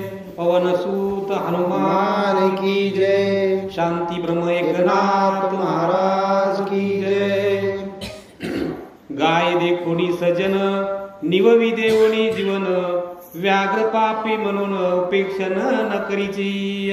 पाण्याचा असणारा दुसरा गुणधर्म त्यांनी सांगितला की पाणी म्हणजे पाण्याचं सरोवर आहे, म्हणजे तळ आहे. त्या तळ्यावरती वाघ पाणी प्यायला आला. आता वाघ काय करतो तर अनेक बाकीच्या प्राण्यावर हल्ला करतो, त्यांचं रक्त पितो, मांस खातो, म्हणजे हिंस्त्र आहे तो. न्याय अन्याय बघत नाही. हल्ला करायचा त्यानं ठरवलं की झडप घेणार, नरडीच कंठ फोडणार, रक्तप्राशन करणार. मग ते पाणी म्हणतं का तू क्रूर आहे, तू कपटी आहे, तू अन्यायी आहे, तू अत्याचारी आहे, तू वाघ आहे, तू पाणी पिऊ नको. लगेच तळ आटतं का वाघ आल्यावर? नाही, ते त्याच्या आतमधला पाहतं. वाघामध्ये आतमध्ये कोण आहे? तो आत्मा कोण आहे? राम आहे, राम. आणि पाणी म्हणतं माझा राम वाघ रूपानं पाणी प्यायला आलेलं आहे. पाण्याला आनंद होतो. आणि जर त्याच तळ्यावर गायी आली, गायी दूध देते, गाईला आपण दैवत मानतो, आपण म्हणतो गाईच्या पोटामध्ये 33 कोटी देव असतात, आपण गाईचं दर्शन घेतो, तिचं शेण, तिचं गोमूत्र आपण पवित्र मानतो, म्हणूनच पाणी फक्त गाईलाच पिऊ देतं का पाणी? तर नाही. मग ते वाघाचीही ताण भागवतं, गाईचीही ताण भागवतं. म्हणजे वाघ असू द्या नाही तर गाई असू द्या, ते भेदाभेद करत नाही, फरक मानत नाही. हे कधी होतं? संताच्या संगतीत आल्यानंतर, परमार्थात आल्यानंतरच कळतं आपली योग्यता काय आहे, आपली मर्यादा काय आहे, आणि आपण काय बोलावं, काय करावं, काय करू नये, काय खावं, काय खाऊ नये, काय प्यावं, काय प्यावू नये, कोणाच्या संगतीत बसावं, कोणाच्या संगतीत बसू नये, कोणाची सावली आपल्यावर पडू नये, आपली सावली कुणावर पडू नये, हे आपल्याला कळतं कधी? संताच्या संगतीत आल्यानंतर. तेजसी होता सतसंगती आकर्षून दाहकती शक्ती स्वयं प्रकाश सर्वभूती त्रिजक्ती माझी तुई विचारे. आता हा जो असणारा प्रकाश आहे म्हणजे तेज, अग्नी, अग्नीचं काम काय असतं? दाहकता, प्रकाश देणं, ह्या जगातला अज्ञानरूपी अंधकार नाहीसा करणं आणि सज्ञानतेचा प्रकाश देणं, हे अग्नीचं काम आहे. पण त्या अग्नीनं काय केलं? पिंडातला अग्नी, ब्रह्मांडातला अग्नी संत संगतीला लागला आणि तो पिंडात म्हणजे देहात आला आणि त्यानं ते पोळणं सोडून दिलं. आता कसं सोडून दिलं ऐका. म्हणतात ज्याने प्रकाशिले निज दै त्यासी प्रकाशावने ते नाही पारखा सोरू आल्या पाही प्रकाश त्यासही तैसाची. आता आतमध्ये आपल्या अग्नी म्हणजे जठराग्नी, आपण अन्न शिजवून खातो, अगदी स्वयंपाक बनवून खातो, पण शास्त्र असं सांगतं तुम्ही किती जरी शिजवलं, किती जरी सुंदर स्वयंपाक केला, शास्त्राच्या म्हणण्यानुसार ते कच्चच असतं. आतमध्ये आपण स्वहा म्हणून घेतलं की परत जठराग्नी मध्ये परत एकदा शिजवलं जातं, परत एकदा त्याची व्यवस्थित उष्णता दिली जाते आणि अशा प्रकारे परत ते अन्न शिजवून परत असणारं कार्य केलं जातं. आणि मग चोथा एकीकड, रस एकीकड, काही जे अन्नद्रव्ये तो घटक रक्ताभिसरण क्रियेकड, अशा प्रकारे त्या अन्नाची विल्हेवाट लावली जाते. आणि तो जठराग्नी आतमध्ये मग जठराग्नी आतमध्ये म्हणून कधी आपल्याला पोळतो का म्हणले? कधीही आपल्याला पोळत नाही म्हणले. अशा प्रकारची अवस्था. हे झालं आतलं म्हणले. आता बाहेरचं अग्नीचं सांगतो म्हणले. बाहेरचं अग्नी आहे म्हणले. घरामध्ये आपण दिवा लावलेला आहे म्हणले. आता बल धरा म्हणले. हा बल आकडा टाकून लावलेला असू द्या किंवा पैसे भरून मीटरनं लावलेला असू द्या, हा मालकालाच प्रकाश देईल का सगळ्यांना देतो? तर या प्रकाशात कोणी येईल त्या सगळ्यांना प्रकाश देतो. मग दिवाही तसाच करतो म्हणजे त्याच्यामध्ये वात घातली, तेल घातलं, अगदी अग्नी लावून दिवा प्रज्वलित केला आणि घरामध्ये प्रकाश देऊ लागला आणि तो घरमालकाला प्रकाश देतो म्हणले. पण मध्यरात्री चोर आला म्हणले, घरामध्ये शिरला, दिव्यानं पाहिला. दिवा असा म्हणतो का चोर आला, काही नाही, मी पटदिस नाही विजून जातो, ह्याला काही दिसूच देत नाही, चोराला चोरीच करू देत नाही. त्या चोरामधला राम तो पाहतो, मालकामधला राम तो पाहतो आणि दोघांशी प्रकाश देण्याचं कामच करतो. अशी तेजाची अवस्था सतसंगतीमध्ये आल्यानंतर बदलली जाते. म्हणजे पंचमहाभूत बदलतात. हे पंचमहाभूत का सांगितली तर हे शरीरच पंचमहाभूताचं बनलेलं आहे. आप, तेज, पृथ्वी, वायू आणि आकाश आणि पुन्हा अहंकार, ह्या सगळ्याचा मिळून हा पुतळा तयार केला, ज्याच्यात जीवदशा ओतली आणि मग बाळा आकाराला आला. म्हणून तेजाची सतसंगतीमध्ये ही अवस्था होते. तुम्हा आम्हाची सुद्धा ही अवस्था व्हावी, बदलावी, आपण भक्तीला लागावं, संताच्या संगतीत यावं, स्वतःची संगती करावी आणि मग आपली अवस्था होते तोमज व्हावा, तोमज व्हावा, वेळोवेळा व्हावा पांडुरंग. वायू सत्संगाला धरा, चंचलत्व आपुले विसरला, योगीश्वरा भेटे आला, निश्चळ झाला निजरूपी. आता वायू हे स्वरूप पंचमहाभूतापैकी एक असलं तर वायूचं गुणधर्म काय आहे म्हणले? सतत वाहनं, चंचलत्व, धावणं धावणं धावणं धावणं. संसारात असंच आपण धावतो, कुठवर धावतो आणि किती धावतो आणि किती केल्यावर संसार होईल. संसार कधीच होत नाही आणि परमार्थ झाल्याशिवाय राहत नाही, अशी अवस्था आहे म्हणजे. कितीही करा संसार, संसार कधीच. कारण पूर्वी म्हणे कोणीतरी एक माणूस देवाने एक पोट दिल्यावर देवाकडे 2 मागायला गेला होता म्हणे.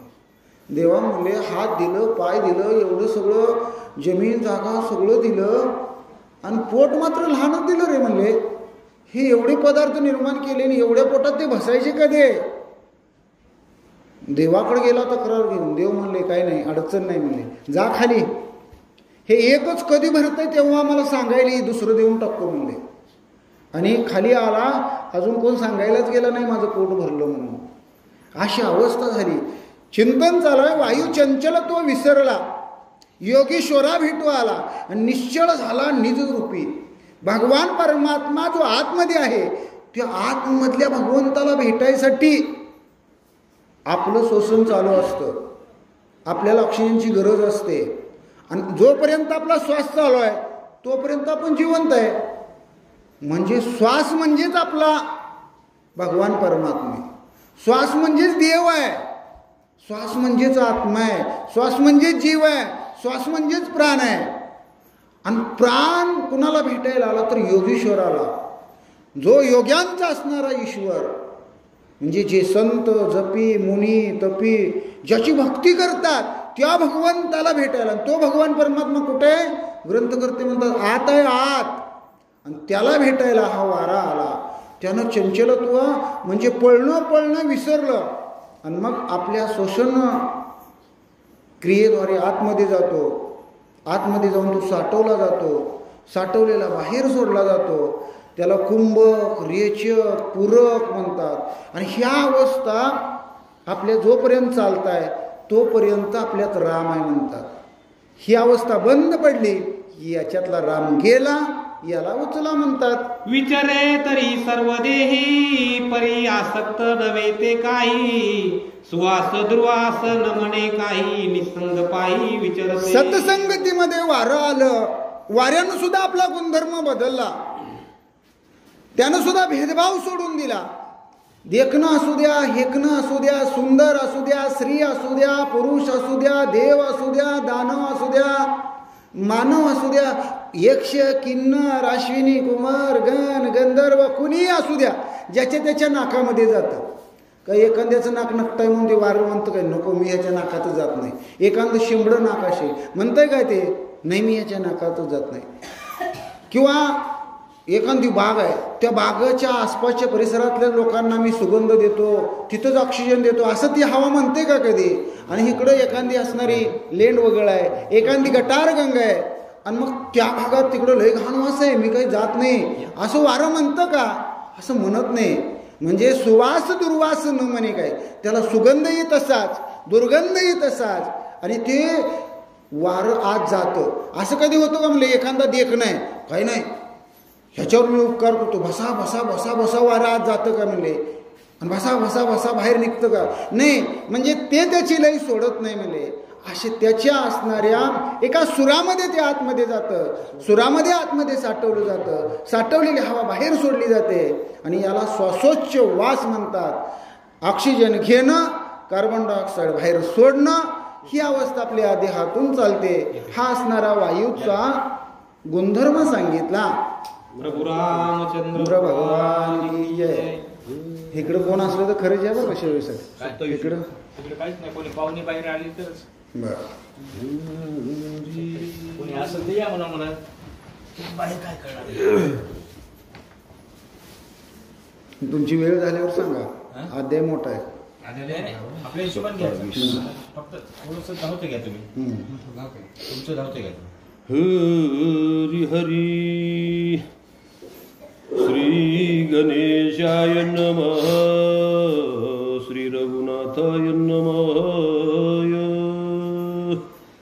सत्संगाला धले आकाश, खुपोनेने पैकोनास, विसरोनिया निरवकाशो, विरक्त उदास सर्वत्र वसे. आणि आकाश असले, आकाश म्हणजे सर्वत्र आहे. आकाश कुठं नाही अशी जागा आहे का? पण अंतकरणामध्येही, अंतकरण ही एक आतमधलं देहामधलं आकाश आहे. त्या आकाशाला सतसंगती झाली, मग घटाकाश असू द्या, चिदाकाश असू द्या, महदाकाश असू द्या, हे जे आकाश आहेत म्हणले, ह्या आकाशानं सतसंगतीला आलं आणि सगळ्यांच्या सोबत एक रूपानं नांदू लागलं. अपुल्या निज शरीरी, शीत उष्ण पर्जन्यधारी, न लिंपे एकही विकारी, सत्संग थोरी एवढी. सत्संगाचा महिमा फार मोठा आहे म्हणजे, सद्गुरूचा महिमा आगाध अशी अवस्था आहे म्हणजे. आकाश तिन्ही ऋतूमध्ये सगळ्यांशी समानच वागतं म्हणजे. उन्हाळा असला ते कधी तक्रार करत नाही, मला ऊन लागायला लागलं कधी आकाश म्हणतं का? पाऊस पडायला लागला आकाश कधी म्हणतं का? पावसानं मी भिजायला लागलो. थंडी पडली, ते थंडीनं कधी म्हणतं का मी लय गारटून गेलो? म्हणजे आकाश जशी तक्रार करत नाही, तसं सत्संगतीमध्ये आलेला साधक, सत्संगतीमध्ये आलेला भक्त कधीच कुणाचीही कसलीच तक्रार करत नाही. तो सगळ्यांना समान लेखतो आणि दया, क्षमा, शांती अशी अवस्था त्याच्या अंतकरणाच्या ठिकाणी निर्माण होते. आणि हेच शांतीचं स्वरूप या आकाशानं धारण केलं म्हणतात. ऐसे नगर अवघेची संत, श्रीराम भजनी निरत, धन्य भक्ती प्रतापे भरतो, सौभाग्यवंत नांदत. अशा प्रकारचं ते नंदीग्राम नगर भरत महाराजांच्या सानिध्यामुळं रामरूप बनलेलं होतं. सगळेच रामाची भक्ती करत होते. हनुमंतरायांनी पाहिलं इथला प्रत्येक जीव ना जीव संत आहे म्हणले. अवघे सगळे संत झालेले आहेत आणि या संतपणामुळं सगळं जे असणार नंदीग्राम आहे ना ते धन्य होऊन गेलेलं आहे म्हणले, भक्तीनं न्हावून निघालेलं आहे म्हणले. अशा प्रकारची अवस्था नंदीग्रामाची हनुमंतरायांनी पाहिली. कोणाही नाही दुर्दशा, कोणी नव्हती हीन मानसा श्रीराम भजने उल्हासा सावकाश नांदती. कोणीही नाही हीन माणसा म्हणतात, कोणाही नाही दुर्दशा. दुर्दशा म्हणजे वाईट अवस्था, अवदशा. लक्ष्मी जाणं आणि अवदशा येणं, ही अवदशेची भानगडच नंदीग्रामात नव्हती. म्हणजे सगळीकडे सुजलाम सुफलाम शस्य श्यामोलाम अशी अवस्था होती. म्हणजे सगळीकडे जिकडं तिकडं चांगलं चांगलं, आणि कोणाचंही मन हीन मानसा म्हणजे हलकट नव्हतं. म्हणले स्वच्छ होतं, सुंदर होतं, चांगलं होतं. सगळ्यांचे विचार सुंदर होते, सगळ्यांच्या भावना, सगळ्यांच्या भूमिका सगळ्यांशी समान होते. आणि त्यामुळं काय होतं म्हणले, त्यांची जी वृत्ती बनलेली होती ना, दुर्बुद्धी ते कदा न पूजो नारायणा आता मज आयुष्य करी तुझे पाय चित्ती धरी. भगवंता एवढंच आम्हाला पाहिजे, तुझं पाय ना आमचं मस्तक, बाकी काही आम्हाला कळत नाही. पुढं ठेव पाय, आमचं त्याच्यावर मस्तक ठेवू दे. भगवंता पुढे करी आता पाय, असं भगवंताला म्हणायची ताकद त्या नंदीग्रामातल्या सगळ्यांची होती. आणि त्यामुळं तिथल्या सगळ्यांचं मन एकदम स्वच्छ, सोज्वळ, शुद्ध अंतकरण होतं. म्हणजे शुद्ध अंतकरण कधी होतं? चित्त शुद्ध तरी शत्रुमित्र होती, व्याघ्र न खाती सर्पतया. मग नामाचं चिंतन केलं की चित्त शुद्ध होतं. भगवंताचं नाम अगोदर ठरवावं लागतं, आपण कोणत्या देवाचं नाव घ्यावं. आणि त्या देवाचं नाव सद्गुरुमुखातून आपल्याला मंत्ररूपानं कानामध्ये ऐकायला मिळावं लागतं. आणि ते नामचिंतन आपण घोकावं लागतं. आणि मग आपली ही काया उज्ज्वल होते, पवित्र होते, पावन होते.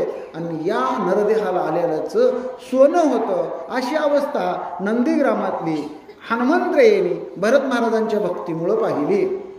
उदिम एक मोहरा करणे अक्षराचे खरे नाणे जैसे देणे तैसे घेणे कोणाही उणे असे ना.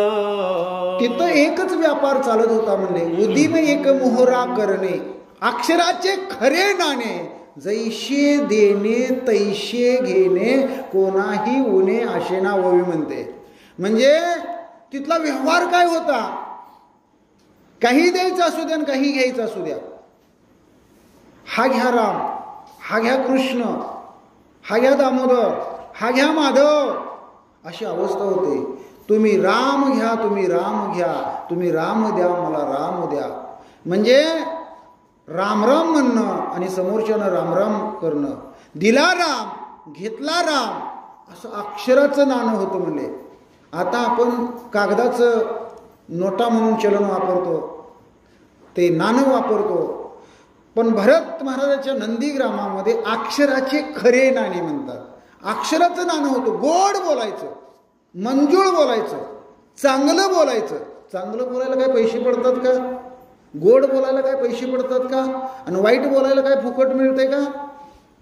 एखाद्यावर धसकणं, वसकणं, राग उत्पन्न करणं, आपण किती तापट आहे, गुलाम आहे दाखवणं, याच्यात काही मनाला समाधान शांती आहे का? आणि चांगलं बोलल्यावर नाही का?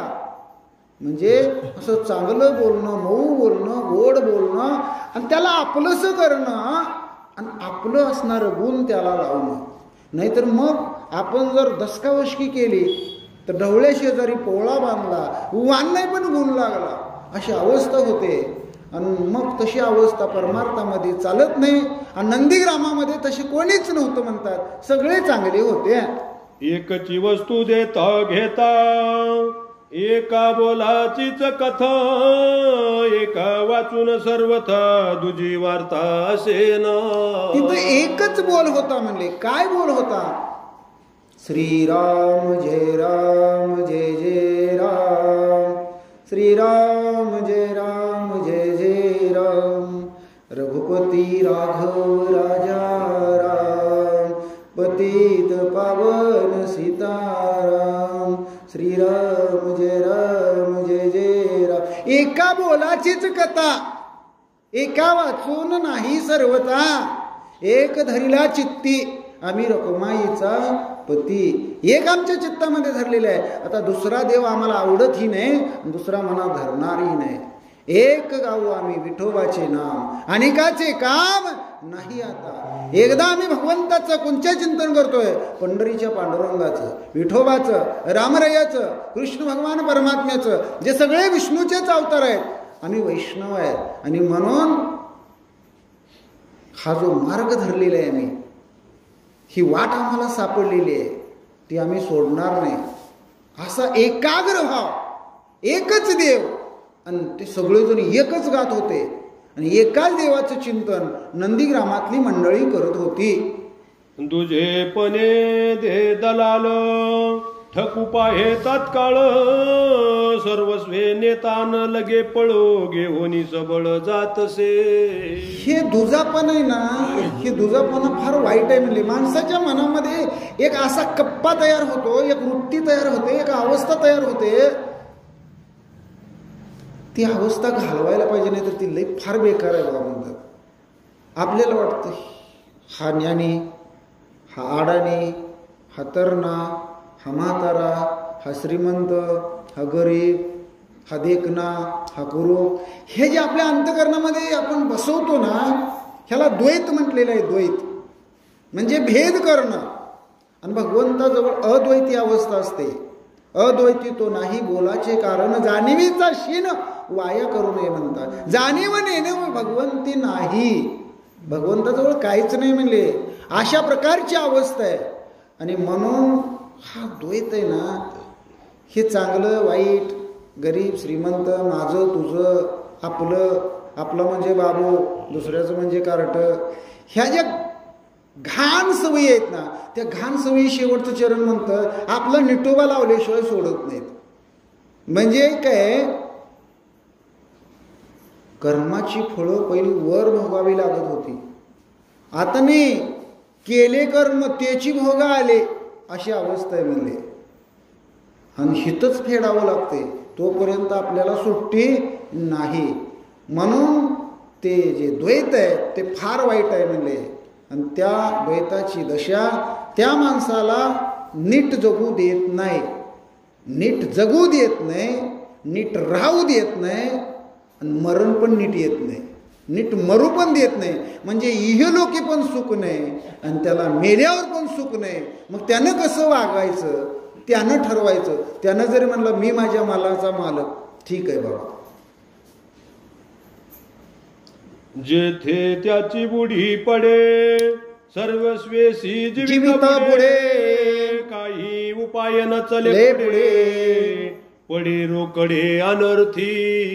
एखाद्याला सांगितलं पुढं खड्डा आहे, रस्त्यामध्ये गाडीवर चाललंय, तिथं अंधारमध्ये खड्डा आहे, खड्डा, आज अचानक तिथं खड्डा पडलाय, कोणी खाल्लंय काही माहित नाही. तो म्हणणार माझी गाडी, मी पैसे भरले, चालवणार मी, ॲक्सिडेंट झाला, पडलो तर तुझं काय जाणार आहे, पडू दे मी. म्हणजे चांगलं सांगायला गेलं तर कळत नाही, चांगलं वाग म्हटलं तर कळत नाही, चांगलं वागून दाखवलं तर कळत नाही, खरं बोललं की सख्या आईला राग, सगळं अवघड आहे. आणि परमार्थामध्ये म्हणतात अशी जर अवस्था तुम्ही ठेवली का नाही, सर्वस्वेशी जीवित बुडे. तुम्ही माणसाच्या जन्माला आला आणि मरायच्या टायमाला तुम्हाला कळायला लागणार, माणूस म्हणून आपण एक दिवस सुद्धा जगलो नाही, जगायचंच राहून गेलं, आता मरायला लागलो. आपण हे करायचं होतं, ते करायचं होतं, चांगलं वागायचं होतं, दानधर्म करायचा होता, पंढरपूरला जायचं होतं, वारी करायची होती, गेलोच नाही. सगळं नुसतं जाईन जाईन म्हणणे. त्या संसारामध्ये माझी मुलं, माझी लेकरं, माझी गुरं, माझी ढोरं, माझा प्रपंच, माझी गाडी, माझी माडी, याच्यातच गुंतलो. आता काय मरायला लागलो, धुकधुकी राहिली. सर्वस्वेशी जीवित बुडे म्हणतात. तुमचं आत्तापर्यंत जेवढं कमवलंय, तुम्हाला वाटतंय मी लई कमवलं, हितच ठेवून जायचं आहे म्हणले. आणि फक्त ह्या जीवनातून आपण निघून जाणार आहे, संसार हितच राहणार आहे.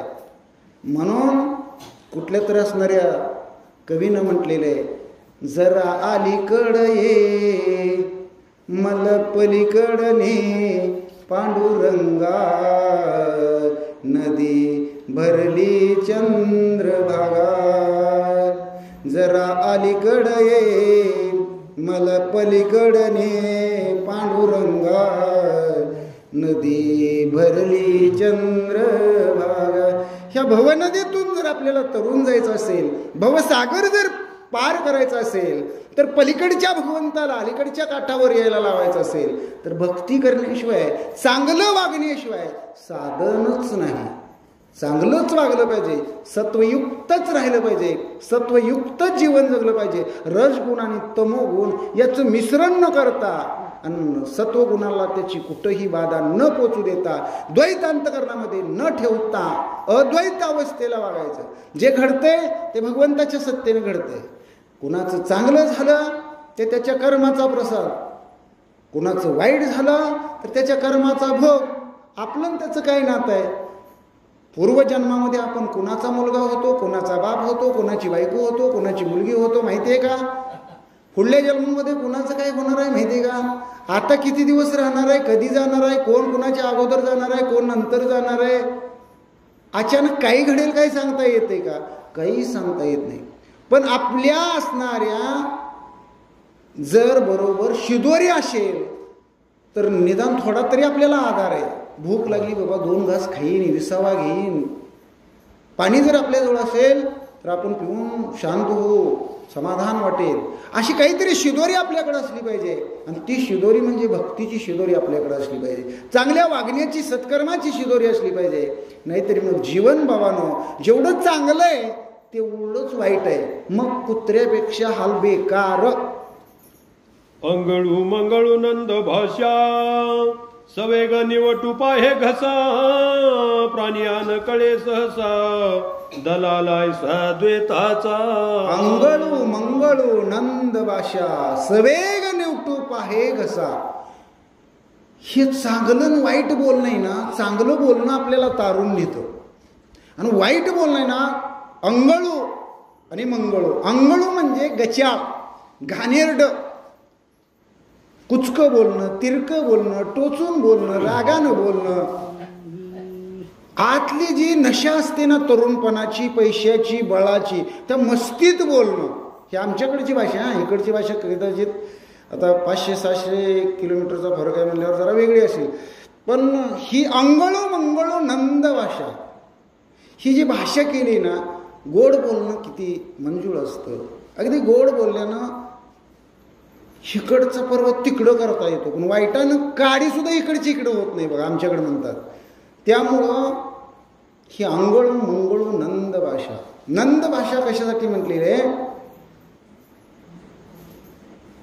तर व्यापार करताना लोक चांगलं वाईट वापरतात. एखाद्यानं जनावर बाजारात नेलं, ते दलाल असतात बघा, ते द्वैत त्याला म्हणतात, दलाल. द्वैत म्हणजे दोन्हीचे कोणाचाच मेळ लागू देत नाही. त्या जनावरवाल्याला म्हणतं ते दलाल, असलं बट्टेबाज कशाला आणलं, कोण घेणार आहे? म्हणजे गिराईक आणायचं असतं ना, त्याला म्हणतं तुला असं जनावर घेऊन देतो, ह्या बाजारात दुसरं जनावरच नाही बघ. ह्याच्याकडून काय ते बोटं घालून, असं कपड्या घालून बोटं घालून ते किती पैसे मागायचे बोलतं. आणि इकडून पण खातं, तिकडून पण खातं. याला म्हणतं बट्टेबाज आणि त्याला म्हणतं एक नंबर. जनावर एकच असतं. म्हणजे अंगळू मंगळू, खऱ्याचं खोटं आणि खोट्याचं खरं करतं. घेणाराला फसवतं आणि देणाराला पण फसवतं.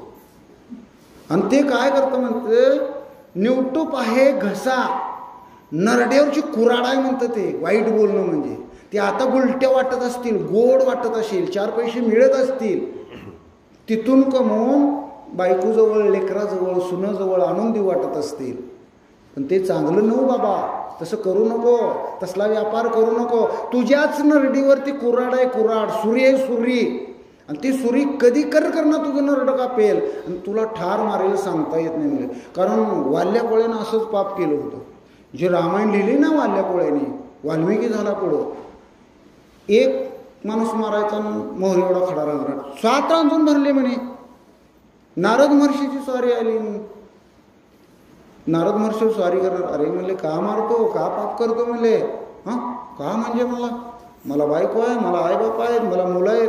अरे कोण तुझ्या पापात वाटे करे, विचारू नये मला. नाही तू जाशील मला फसवून काहीतरी मला घरला पाठवून जाशील. झाडाला बांध म्हणले. नारद महर्षीला त्यांनी झाडाला बांधलं वाल्या कोळ्याने. घरी गेला, बायकोला म्हणला मी दररोज तुझ्या हवाली गबाळ आणून देतोय. म्हणला माणूस मारतोय, लुबाडतोय, सोनं नाणं पैसा अडका बाजार हाट सगळं त्याच्याजवळ घावील ते आणून देतोय. आणि ते म्हणले तुमचं काय लग्न केलंय माझ्या संग, एवढं माणसात तांदूळ टाकलंय म्हणले देव ब्राह्मण अग्नीच्या साक्षीनं. माझी बायको आम्हाला जगवणं, लेकरा बाळाला लहानाचं मोठं करणं तुमचं कर्तव्य आहे. आईबापांना विचारलं, आईबाप म्हणले अरे आता तळहाताचा पाळणा केला, नेत्राचा दिवा केला, आम्ही रक्ताचं पाणी करून तुला बाळोत्यातनं वाढवला, आता बायको करून दिली, लेकरं बाळं झाली, आणि आम्हाला आता तू जगवायचं नाही तर कोणी जगवायचं, आणि तू पाप करून आणतो का पुण्य करून. मग धावत आला, मग झाडाचं सोडलं, पाया पडला. मग म्हणले काय ह्यात न उपाय, घे ना देवाचं नाव. कोणते घेऊ, म्हण ना राम राम. राम राम म्हणायला येत नव्हतं. बरं काय येतंय तुला म्हणायला, मरा मरा. ते मारलेलं सगळ्यांना, मरा मरा मरा मरा राम झालं त्याचं. आणि मग वाल्याचा वाल्मिकी झाला. म्हणजे असं पाप आहे ना म्हणले ते आपल्या नरड्यावरची सुरी आहे. थोडा वेळ ते गोड वाटतं, दुसऱ्याचं वाईट झालेलं आपल्याला चांगलं वाटतं. अरे पण तसं नसतंय. ही वृत्ती ठेवू नको, हे द्वैत ठेवू नको. आणि त्यासाठी हे द्वैत जायचं असेल तर देवळाकडं आलं पाहिजे, दर्शनाला आलं पाहिजे.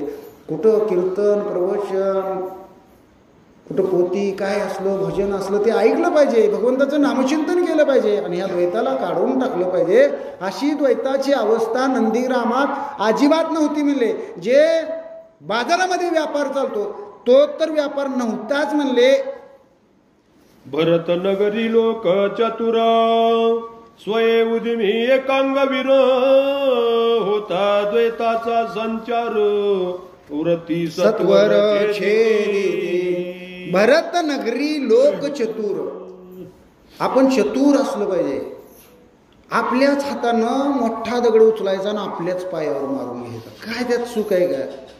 दगड आहे, लागणार आहे, आपलेच पाय आहे, ती बोटं फुटतील, काही काळजी करायची नाही. काय बघूया एकदा कशी फुटतेत. तर चिलबिला होतील कशी फुटतेत म्हणजे महिना 2 महिना लंगडत चालावं लागेल, रक्तबंबाळ होईल, त्याला रोज उपचार करावा लागेल. पण भरत नगरीचे लोक चतुर. चतुर का म्हटलेले आहे? आपण प्रपंचामध्ये चतुरपणा करतो. या बोटावरचा थोका, याची टोपी त्याला घाल, त्याची टोपी याला घाल, आपलं कसं फायदा होईल, आपलं कसं चांगलं होईल, आपलं कसं भलं होईल हे आपण बघतो. पण परमार्थामध्ये ते चालत नाही. परमार्थामध्ये आपण चतुर असलं पाहिजे. चतुर त्याला म्हणायचं सगळ्या वाटा बंद झाल्या, सगळे मार्ग बंद झाले, सगळं येणं थांबलं, शून्य अवस्था झाली, शून्यातून जग निर्माण करणं त्याला चतुर म्हणतात. आणि परमार्थामध्ये चतुर फक्त एकच भगवान परमात्मा आहे. चतुरा तो शिरोमणी, गुण लावण्याची खाणी, मुकुट सकळामणी, धन्य तुची विठोबागा. अशा प्रकारचा भगवान परमात्मा खूप चतुर आहे. आणि परमार्थामध्ये चतुराई करायची नाही. चतुराई करायचीच म्हणलं तर मग चांगलं भजन गायला शिकायचं, चांगलं कीर्तन करायला शिकायचं, चांगली पोती वाचायला शिकायची, चांगलं सांगायला शिकायचं, चांगलं नामचिंतन करायला शिकायचं. मग याला चतुर म्हणायचं, मग वाघ म्हणायचं, मग वाघीण म्हणायचं. असे भरतनगरीचे लोक चतुर, उदिम एकांग वीर म्हणले. आपण म्हणतो ना शेराला 1.25 शेर, वस्तादचा पट्टा, ह्याच्यासारखी जोडच नाही आमच्या गावात. असे सगळे वीर होते म्हणले. आणि त्यांचा एकच व्यापार होता, ओ म्हणा राम राम, हा राम राम, ओ बोला राम राम, हा राम राम. म्हणजे राम बोलायचं, दुसऱ्याला राम बोलायला लावायचा, आणि रामावाचून दुसरं नावच घ्यायचं नाही. गाठ पडलं कोणी जय श्रीराम, जय श्रीराम, श्रीराम जय राम जय जय राम, त्यांनी पण लगे म्हणाय जय श्रीराम, जय श्रीराम. सगळीकडं तेच ऐकू यायचं. आणि अशी चतुराई त्या भरताच्या नंदीग्रामातली होती. आता भरताचं नंदीग्राम सांगता सांगता याच्यामध्ये भावार्थ आहे की आपलं हे 3.5 हाताचं जे नंदीग्राम आहे ना, याच्यामध्ये ती अवस्था व्हायला पाहिजे. याला ती सवय लागायला पाहिजे. वाणीतून सारखं भगवंताचं नाम कसं बाहेर पडेल, अंतकरणाला कसा ध्यास लागेल, भगवंताच्या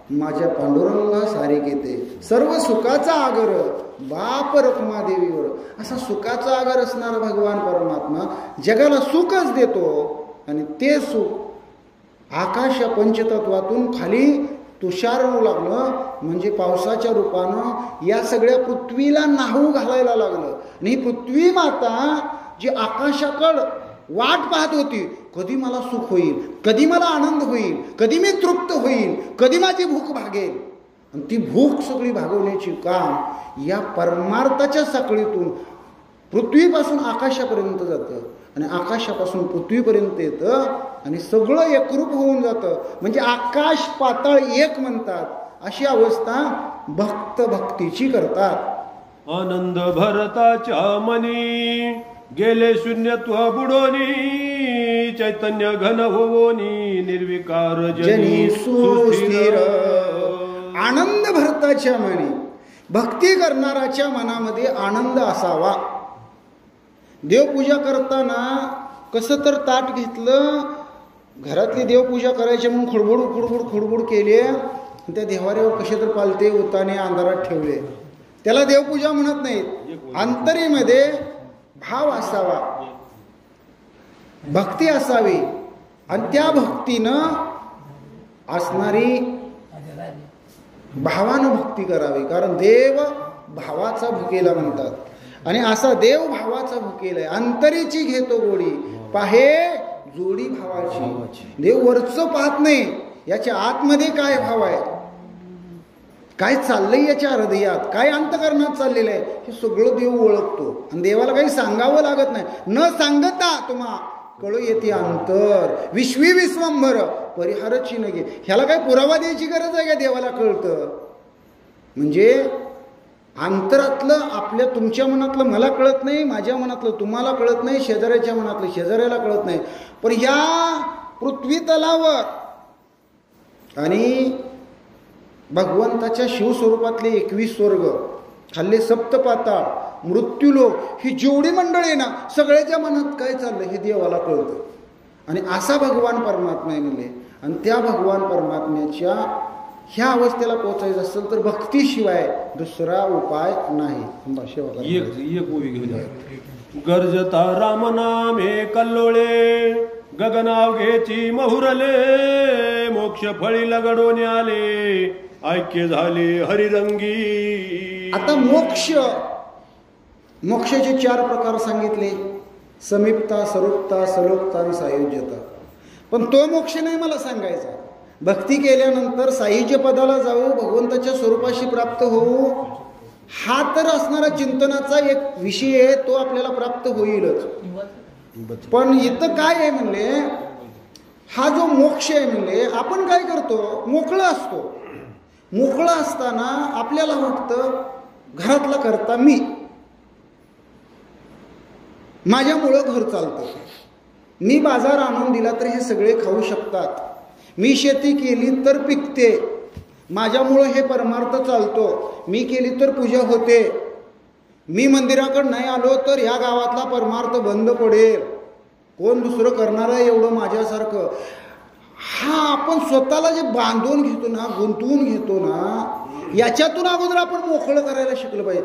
स्वतःला काय करायचं, या खांबाला एक दावं आणायचं, दोर आणायचा बाजारातून, त्याला पैसे भरायचे आणि स्वतःच बांधायला लावायचं, स्वतःच गाठी मारायला लावायच्या, दुसऱ्याला बांधून घ्यायचं. आणि पुन्हा जाणाऱ्याला, दर्शनाला येणाऱ्याला म्हणायचं, मला ह्या खांबाला बघा की कसं बांधून ठेवलंय. अरे स्वतःच्या हाताने बांधून घेणार आणि तुला मोकळं कोण करणार. म्हणून परमार्थामध्ये आपुले आपण करा सोडवणं, संसार बंधन तोडावे, तुमचं दुसरं कुणी चांगलं करणार नाही. हे वाक्य ध्यानात ठेवा. आपली सेवा आता खंडित होणार आहे आणि आपलं दुसरं कुणी चांगलं करणार नाही. तुम्ही अपेक्षा पण ठेवू नका. देव पण आपलं चांगलं करत नाही, संत पण आपलं चांगलं करत नाही. संत काय करतात, मार्ग दावतात, त्या मार्गाने आपण चाललं पाहिजे. संतांना दावलेल्या मार्गाने आपण चाललो तर देवापर्यंत पोहोचवता येतं. पण संत आता अस्तित्वात नसल्यामुळं आपल्याला आपण संत म्हणून घ्यायचं नाही. ज्ञानोबाराया, तुकोबाराया, निवृत्तीदाता, सोपान, मुक्ताबाई, एकनाथ महाराज, चोखामेळा, गोरा कुंभार, सावतामाळी, नामदेव, हे सगळे आहेत ना, दामाजी पंत, हे सगळी संत मंडळी. आणि आता आपण पांढरी कापडं घातली, माळ घातली, फट्टे वडले, आपण संत आहे, महाराज आहे, बुवा, सगळं साफ खोटं. हे पोटासाठी या ग्रंथावरचा आपला धंदा आहे. एक आपली यश कीर्ती प्रताप वाढण्यासाठी, आईबापाचं नाव, आपल्या 42 कुळाचा उद्धार होण्यासाठी हा एक सुखकर मार्ग आहे. पण आपलं भलं जर कोण करत असेल तर आपलं कर्म भलं करतं. हे हातानं आपण काय करायचं आहे हे आपण ठरवायचं. चांगलं करायचं का वाईट करायचं आहे. आपल्याला कुणाचं चांगलं करता येत नसेल तर अजिबात वाईट करायचं नाही. कुणाच्या वाळल्या पाचोळ्यावर अजिबात पाय देण्याच्या भानगडीत पडायचं नाही. देवाची सुद्धा ताकद नाही आपलं वाटोळं करायची. तुम्ही जर चांगलं वागत असेल, कुणाबद्दल किंतु एक लवलेश ही जर अंतकरणामध्ये येत नसेल, द्वेष येत नसेल, राग येत नसेल, तर कोणच येऊन तुमचं वाटोळं करू शकत नाही. तुमचं चांगलं झाल्याशिवाय राहत नाही. म्हणून आपला उद्धार आपण करायचा आहे, आपलं कर्म आपण करायचं आहे आणि ते चांगलं करायचं. कारण आईबाप केवळ काशी, तेने न जावे तीर्थाशी. घरामध्ये आईबाप ज्याला असतील, सासू सासरे ज्याला असतील, त्यांनी सेवा करायची. काही तीर्थाला जायची गरज नाही, काही नाही. आणि त्यांनी सगळं हे केल्यानंतर मग आपण मोक्षपदाला जातो. मग कैवल्य सदन आपल्याला प्राप्त होते, मग चांगली जागा प्राप्त होते.